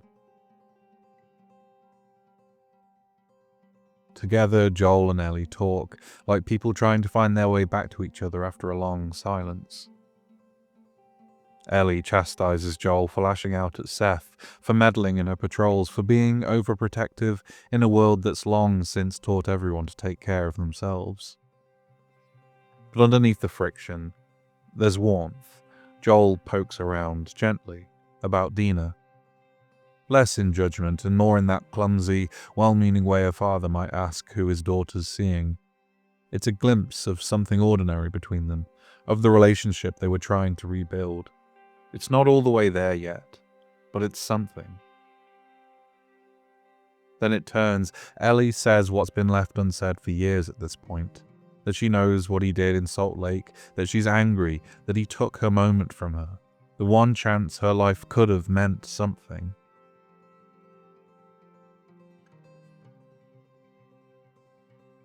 He doesn't apologize. He tells her as simply and resolutely as ever that he would do it all again. That he wasn't sorry then and he isn't sorry now. She doesn't reject him. She says she's trying to forgive him. Not that she has or that she knows she ever can, just that she wants to. And Joel, softened and quiet, says, "I'd like that." It's not closure. It's a fragile olive branch, a promise that maybe, someday, things could be okay again. And then the music. Gustavo Santaolall's guitar, almost hesitant in its first notes, comes in and carries us out of the moment like a memory. The last night they'd ever have, and the only one where they were really, honestly, starting to find their way back to each other. It's not closure. It's something more fragile and real, the start of healing. And then cruelly, tragically, that's the last conversation they ever have. Joel's legacy is messy. Ellie becomes the worst version of Joel for most of the second game. A woman driven by vengeance, capable of immense violence, isolated from everything that once made her feel alive. She's not killing to protect, like Joel was. She's killing because she doesn't know how not to. She doesn't know how to deal with her grief.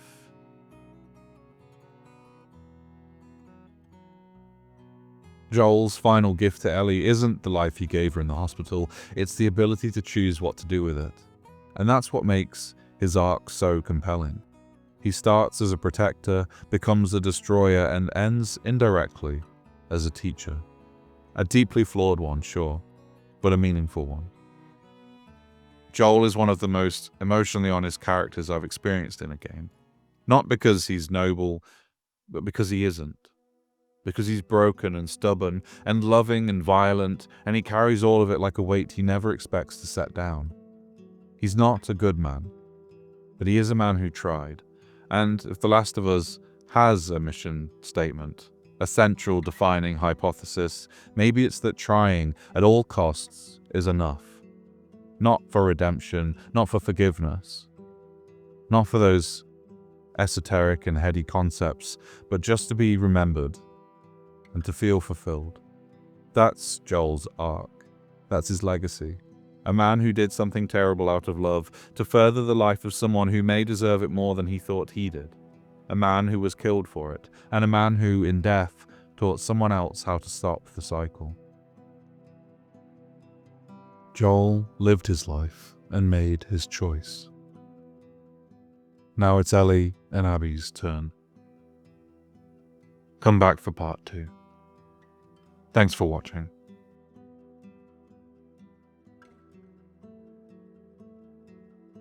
I'll see you around. Yep.